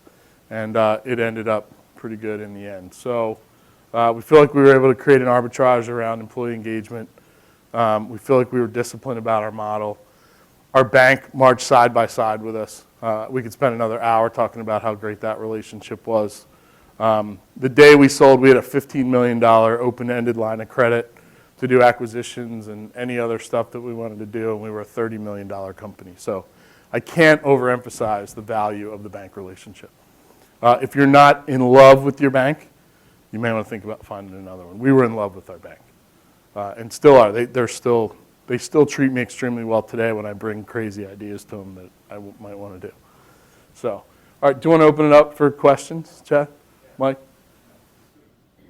Question. This is really a variation of the Yeah. Back to Memphis. In Memphis. hindsight, do you think you could have predicted that it was going to be such a bad bumper where you started to one? So yeah, Question, just repeat the yeah, the question was, could we have predicted that Memphis was going to be such a mess and the bad culture and the employees weren't going to come around? Memphis was a classic case of we started to believe our own press and we got a little too big for our britches. And we had so many go so well that we knew going in that it was going to be a real problem. But we deluded ourselves into thinking we could fix anything. So we were pretty eyes wide open in Memphis, knowing there were going to be issues. And in hindsight, it was blatantly obvious that it wasn't going to work. So then, a follow-up to that is how you can factor that into your new strategy of buying companies, acquiring them that are good, and bring liquidity to them, but crappy or crappy culture. Yeah. So the question is, how are we going to factor that into the new strategy of finding mediocre culture? So we'll go back kind of to my talk on employee engagement. And one of the things I talk about there is I feel you can walk into a business in about 30 seconds, get a really good sense for where employee engagement is. And one of our kind of secret weapon things that we do, we'll walk around a business and we'll actually read the signs. And this is one of my, again, deep-seated kind of philosophy things. You can tell a lot about how an ownership group or a management group values employees by reading the signs that are up around the business. So we had a rule at Appletree. You couldn't have a sign at Appletree that didn't have either please and or thank you on the sign. And we tell a great story. I went to breakfast with a couple buddies of mine, and we were at a little restaurant down at the beach. And we walked in, and I went back to the bathroom, and I read 3 signs on the way to the bathroom that all essentially said, we hate you, we hate that you work here, and if you don't do your time card right, you're going to be fired tomorrow. I paraphrase, but that's pretty much what the sign said. And so I sat back down at the table. I said, hey, I'll bet you guys $20 when the server comes up, I'm going to ask her what it's like to work here and what's your boss like. And she's going to say, I hate it here, and he's a total jerk. They're like, what are you talking about? I said, watch. So she comes up. She says, what do you guys want for breakfast? And I said, hey, what's it like to work here? She rolled her eyes. And I go, no, you can tell us. We won't say anything. She goes, I hate it here. And I said, what's your boss like? She goes, he is a total jerk. And the 2 guys looked at me like, where did that come from? But you read the signs on the way to the bathroom, and you knew right away what the mentality was. I feel you can tell by the way you're greeted at a company what the employee engagement is. I can give you the, there's lots more, and we can serve, and we can do this and that, but really it was a gut instinct thing. When you walk in and you interact, you get a really good sense. I feel like I can walk into a hotel today and predict the quality of the general manager in under a minute. I really think businesses scream one way or the other. Are they engaged or are they disengaged? And what's the brand like? And it's subtle. It's little visual cues. You ask a question, do they kind of sort of roll their eyes, or are they excited to answer kind of thing? So I know it's probably not the answer you were looking for, but I believe you can tell right away. Back here.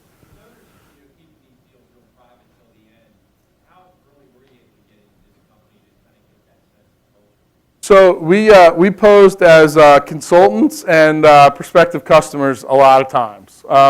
Typically, we would get in there once or twice, once during diligence, once during the, we're thinking about making an offer stage, and we'd walk around. Part of the problem was, though, we were so active in the industry doing acquisitions, and I did so much speaking, that a lot of times I wouldn't go. I'd have to send some of my management team, because if people saw me wandering around, they kind of knew the writing was on the wall. But we would get in enough. And that, we can debate the ethics on should you go in under the guise of a prospective customer or those types of things. And we kind of looked at it from a greater good perspective. We knew we were going to take care of the people once we were there. And our whole model was around not upsetting that fragile psyche of the employee, which is why we did it the way that we did it. We also strongly advised that anyone we were looking at buying not tell anyone but the very key employees until the deal was done. I think there's some debate around, how early do you tell the employees? And my bias is wait as long as you possibly can. Go ahead in the very back, and then I'll come to you. Jackass? No, I'm just kidding.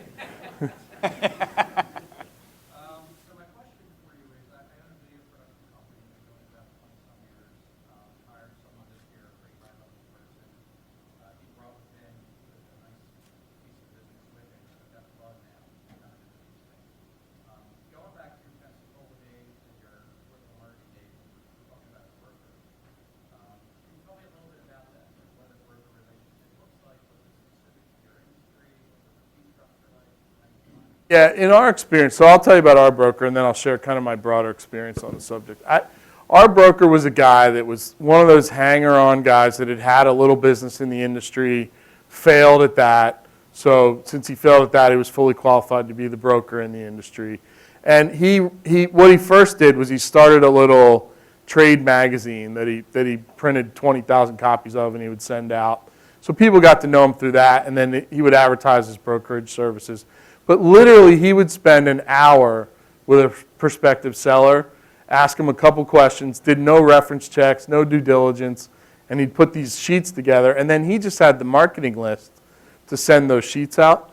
He added absolutely zero value to the sellers, and he was really bad to work with because he didn't understand M&A, and again, it's all A, but he didn't understand the whole concept of how to structure deals and that kind of stuff. He was really just a marketing list guy that people would call when they were ready. And he was making 8 to 10% on these deals and just adding absolutely no value. Now, in most cases, what we've found that industries have 1 to 5 guys that are brokers that understand the space, and really they have the marketing list and they know the players. So we tried to do some buy-side initiatives with him, but he wasn't sophisticated enough to do the buy-side stuff. And we really worked with him in the beginning as a necessary evil. And I can only speak from my experience, but we tried to avoid him as much as possible. He was bad for his clients. Like, he would get deals, and he knew we were buyers, but he wouldn't call us because he didn't like the way, something we said on the last deal. So instead of trying to maximize, your goal as a broker is to maximize value for your seller. Not calling us when we were the leading acquirer in our industry is unethical. But he didn't Ralph pissed him off about this, or I said that, and I'm not calling those guys. And he was really not a good guy. There were 2 brokers in our space, both kind of questionable ethics guys.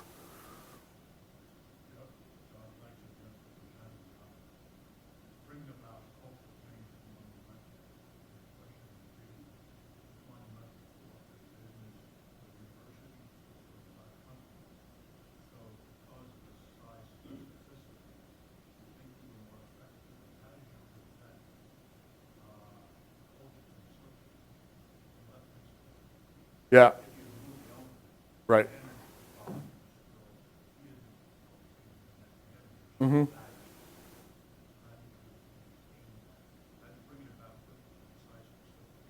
Yep.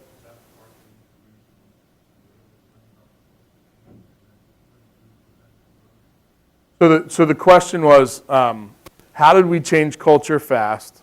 If I understand, how do we change it fast? And then how do we prevent it from eroding as we grew? Is that accurate? So again, I'm going to go back to my deep biases. There's this bias around it takes, a monumental effort to change culture, and it doesn't happen overnight, and it's hard to do. I really believe that all those things are true if your philosophy is not right. And again, I got to witness it with the company that bought us. They were really serious. They thought they wanted to have great culture, but they were looking for the checklist. Well, what do I do? It's not about do.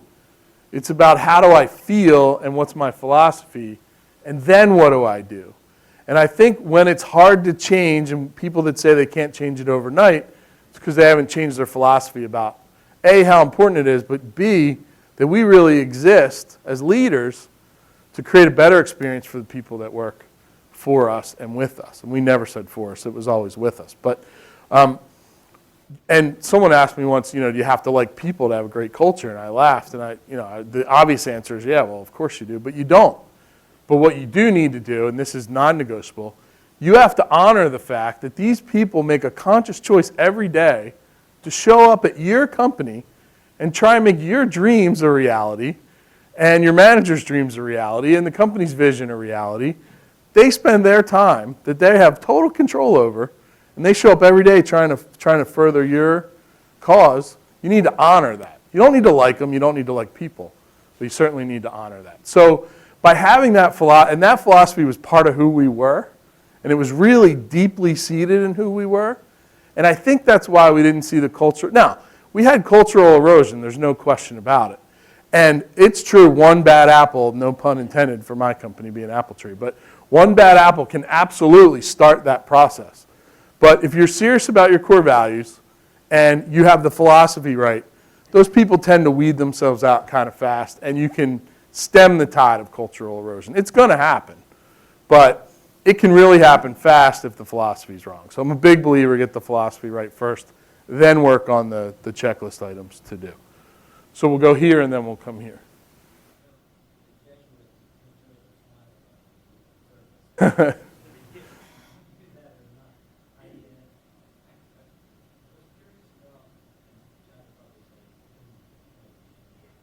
NDAs are stupid. I don't care about those.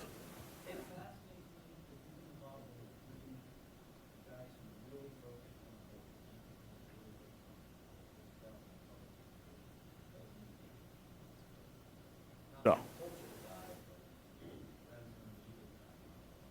Yeah.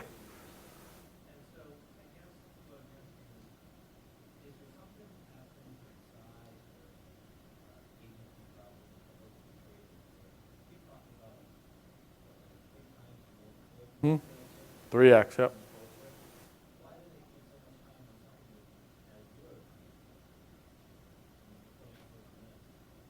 So here's my, and again, speaking confidentially in a closed room at a university where I hope it stays here. In my experience, I think what happens at public companies as they evolve is they become very risk averse. And so we had, at Appletree, we banned the term human resources and HR. You were not allowed to say HR or human resources. We call it the employee experience department. Their number one edict in that department was to create a better employee experience.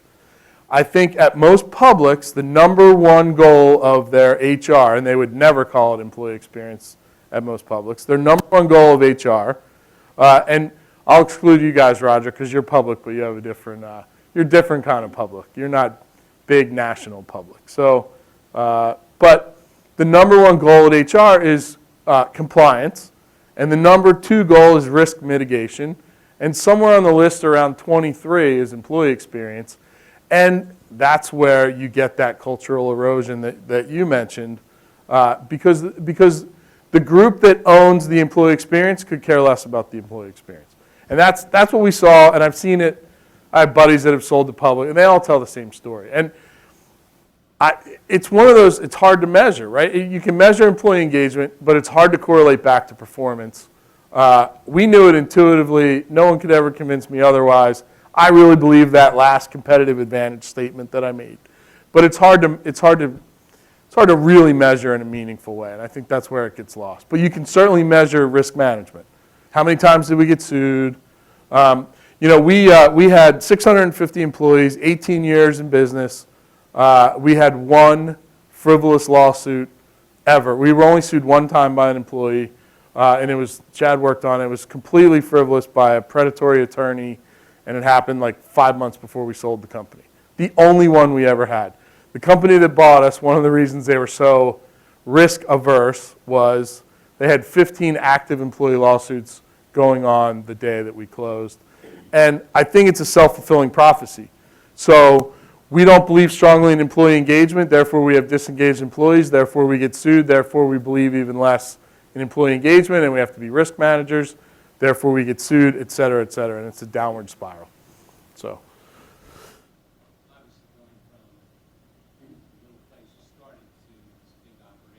Yeah.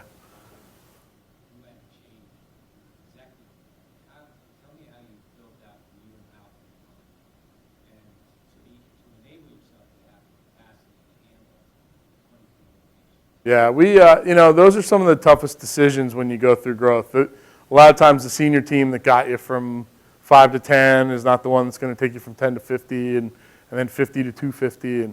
But a lot of our guys evolved with us, like our CFO. She started with us when we were 3 locations. And she actually worked for Ralph in his CPA firm and came over to work for us full time. And she was there the day we sold. She's still there today. But I think you just have to be brutally honest. One of the things that we were kind of known for, when we would do these town hall meetings, I I believe strongly that you should be, every day when you go to work, it should be a positive experience for you. And if you're not having a positive experience, we're probably not either. And it's probably really good for both of us to make a change. But we honor the fact that you choose to spend your time with us. So one of the things we would do is if you had the courage to raise your hand and say, hey, I want to move on, we would keep you employed and help you move on. And we would go into town halls and say, look, anyone that's got the guts to say right now they're not happy here and they want to find something else, raise your hand. We'll keep you here as long as it takes. We'll pay you. You'll do the job. And we will work actively to find you another job. And we probably did that 15 times for frontline employees over the last 5 years we had the company. Turns out they're like the best employees you could ever have. As soon as they know that you'll treat them that way, all of a sudden these bad employees turn into amazing ones. But then we would find them another job. But we would do that with our management team too. So we looked at it as kind of a positive for us if we could move someone to another company where they could flourish with them because we had kind of outgrown them or their role had changed or whatever. So I think by being open and honest about that, but you have to make tough decisions along the way. The good news is when you have really good employee engagement, it's easy to attract a lot of talent. And we most of our talent found us. We did very little like serious outreach for talent. We had a lot of people find us. Sorry, we'll go here and then here and then. Can you comment on creating culture in an industry where you don't have space?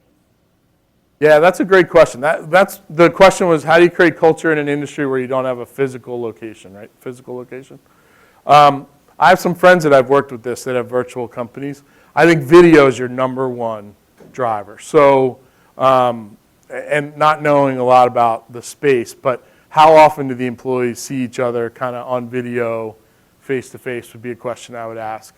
Because we were 24 locations, so we didn't have one physical space. We had 24 that we needed to keep people engaged. And we wanted to create that sense of family. And that's where the video played a huge role. But I think core values is another really important part. Like you all have to be organized under a common set of ideas and vision. And that's the leader's role to really create a true vision around what you guys are about. And then talk about those a lot, especially if you're separated physically. Every time you guys get together for any reason whatsoever, you should be talking about core values and employee engagement and why we're here, and then go on to whatever you're talking about. And then I believe strongly get people together once a year. So once a year, we had 650 employees. We had 120 of those on salary, and all 120 would come into Delaware once a year from all over the country, and we would have 1 2.5 day kind of summit so that you could put a face with the name and it wasn't all just video. There's a lot to be said for physical presence, for sure. Good question. Did that answer it? Today, for a new acquisition, do you prefer to go direct to the seller or to a broker? 100,000 million billion % direct to the seller. All the broker's going to do is create more headache for you. What's nice about a broker is when they come to you with deals. You don't have to do as much of the sourcing, but given the opportunity to go direct or go through a broker, it's not even open for debate. It'd be 100% go direct if you can. Use the broker as your marketing guy to find deals, but try and avoid them. Brokers? How do you find them without a broker? Your industry trade. What industry are you in? Okay, so your industry trade associations would be probably the place to start, and then develop an outreach program. It's actually kind of I've talked to some friends of mine that have used summer interns to do outreach, and there's a lot of ways to kind of get in front of them. Industry meetings, another one. Speak if you can at your industry stuff, and after hours conversations, and hey, have you guys ever thought about selling? We never did any outreach. It was mostly incoming stuff for us. So, but yeah, those are the traditional ways. John, you opened up by saying that you're a big believer in lifetime learning. Yeah. I know personally, I know that you invest a lot of time into personal development, and people are here today, particularly those that have businesses because they're trying to do that. Maybe just talk a little bit about what role that played in the acquisition strategy and how that strengthened your approach. Yeah, so the question was talk about your commitment to learning and what I did. I would spend, I'm a massive believer in, I think one of the, I keep talking about the industry stuff. One of the things where we get trapped is we look at ourselves, we benchmark our businesses against industry best practices and industry standards and industry trade association meetings, and we never really look beyond the industry for a broader definition of the mechanics of how to run a small to mid-sized growth company. So what I did a lot of was I got around other CEOs in completely different industries, but they were running middle market emerging growth companies. And we could share ideas and talk deeply about what it's like, the mechanics of running a growth company, as opposed to running the mechanics of, a high-touch call center company or a mechanical contracting company. You tend to get that groupthink kind of myopia when you're just industry focused. So get out of your industry stuff and try and get around other business leaders in completely different spaces that are running growth companies. I think that's number one. I did a most meaningful thing I've ever done. I'll share with you guys. Was a program at MIT. It was called, at the time it was called Birthing of Giants. Today it's called the Entrepreneurial Masters Program. It was 2006. It was a 3-year program. It was 1 week in the summer. You'd get there on Wednesday and you'd stay till Sunday. We were on campus at the Executive Education Center at MIT, and it was 65 other entrepreneurs from all over the planet. There were 25 different countries represented. There were about 30 of us from the U.S. And we got together. We would get together once a week or 1 week in the summer for 3 years, and it was intensive from 7 in the morning till 10 at night, sessions and speakers and networking. But the most valuable part of that was the sharing that we were all able to do as entrepreneurs with each other about challenges. And I mean every business, from baked goods to furniture guys to you name it. I mean, they were all represented there. And some of my best friends to this day are people that I went through that program with in 2006, 2007, and 2008. We went through it as a class.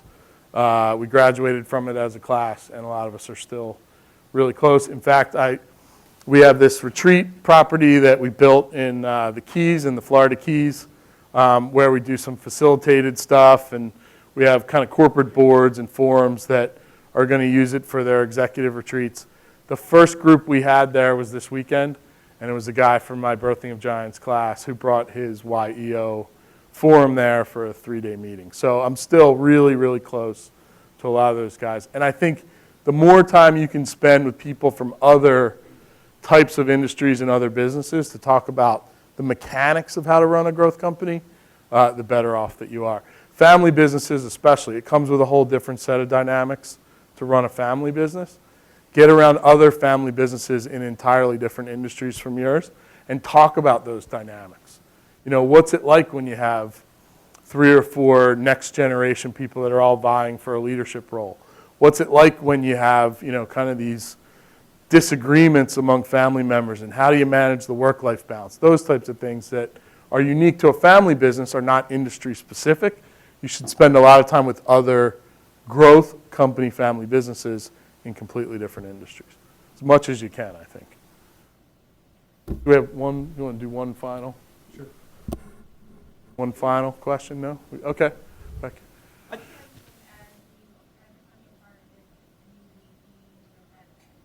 Yes. So how do you manage that benefit and building the capital and building an integrated strategy? So the one caveat I should have shared, when I say benefits, I mean kind of the whole package of employee perk stuff.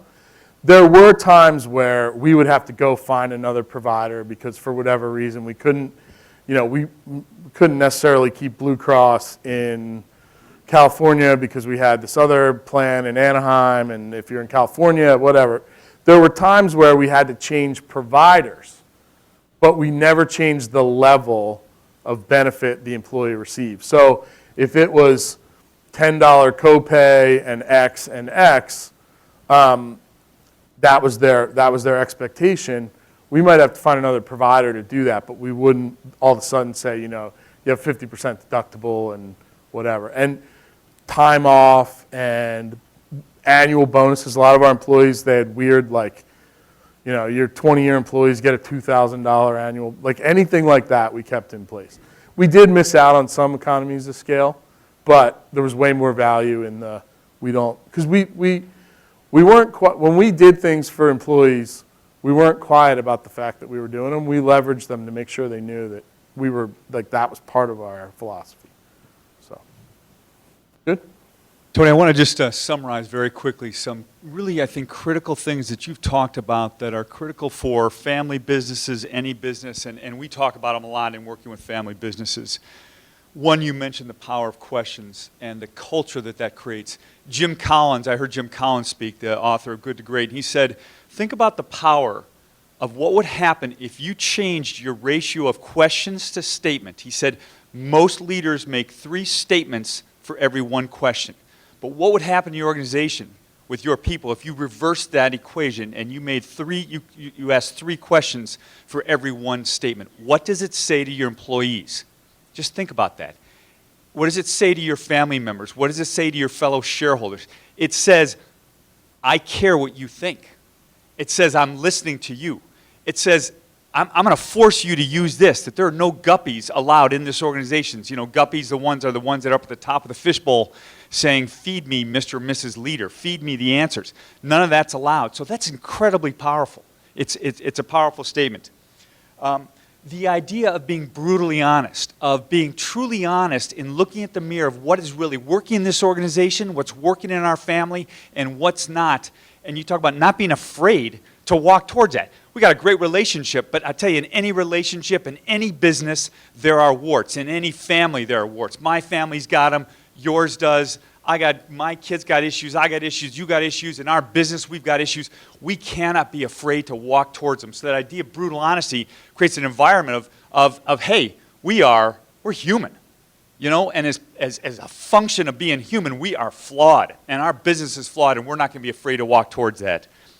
The idea that, and this is critical for succession in family businesses as well, the idea of you have an incredible, the power of a relationship, particularly with your bank, made me think about the fact of how important it is that as family business leaders, that we think of when we talk about leadership transition, that we think about transitioning not just the reins of who's the next president, but we think about transitioning relationships. Relationship with our banker, with our accountant, with our insurance provider, with our lawyer. How do we transition those relationships? And the other thing you talked about that I think is incredibly powerful is that in relationships is real power. And you talk about where does real leadership power come from? Where did your ability to get that loan come from? It didn't come because you walked in and you pounded your fists on the table and you threatened, if you don't do this, I'm leaving. It came because you had a relationship with them. And so I think many business leaders, depend on their authority as a president or as dad or mom to say, you got to do this because. I think we need to change that and really think about the real power that comes in being in relationship. Just 2 other things, you talk about vision, and the Cheshire Cat from Alice in Wonderland once said, if you don't know where you're going, then any road will get you there, right? It doesn't matter. And as human beings, as members of a family business, as any family business, that vision thing sounds soft and mushy, but man, it's incredibly powerful, and we need to know, what road, where's north? And as leaders, we've got to declare where is north, and part of our values is that. You talked about the power of going from intuitive to intentional, incredibly important because so many family business leaders we work with, you ask them, hey, what's your plan? What is the strategic plan, and where is it? And their answer is, it's right here, right? And we got to go from being intuitive to being very intentional. 2 other quick thoughts. You mentioned the power of trust. And one of the things I was thinking about as you were speaking is where does real trust come from? And there's obviously many places, but one of the, I think, critical things for leaders, and you talked about how you did this, is you gave trust to your employees. You said to your employees, I trust you, and therefore, they gave you back trust. It's that power of attribution. And it's the power of attribution is so cyclical, so reinforcing. If I walk in here and I attribute to you that you're going to be bored by this presentation, you're not going to listen, you're going to want to leave, I get nervous, I go stand behind the podium, and I read my notes, and I read the presentation, and I never move, and I never ask questions because I'm nervous, because I know you're going to reject me, what happens? What's that? Exactly. You get up and walk out the door halfway through, and you don't come back after the bathroom break, and I knew you would. I knew you were going to reject me. And I literally pull out of you exactly what I gave to you. So you're talking about you give your employees trust, you got a great chance of getting it back. And the last thing you're talking about, John, which is investing in growth. This whole thing is about growth, investing in growth in ourselves as leaders. And that is hard because when we do that, it twists our shorts. And when we invest in professional growth and we invest in advisors and we have folks around us and classes, et cetera, who aren't afraid to tell us the brutal honesty of where there's a stain on my shirt, where I need to get better, where my business model isn't working, that is scary. Because who likes to hear it? It's tough. But man, we can't do it. Family businesses can't do it unless we have that kind of environment. So very powerful. John, thank you very, very much for your presentation of wisdom. I want to thank you all very much for coming as well. Again, we are here at St. Joe's. We are about helping family businesses grow, develop. We're a membership organization. Tony, thank you so much for your talk. We'll do another membership profile next time. And if you have questions, interest in membership, please let us know. Our next event here on campus will be on March 19th, in which we've got a number of really amazing family businesses that are local families, manufacturing, service providers that are competing on a global basis. Wonderful, incredible program coming up. So thank you all very much for coming. Look forward to seeing you on March 19th.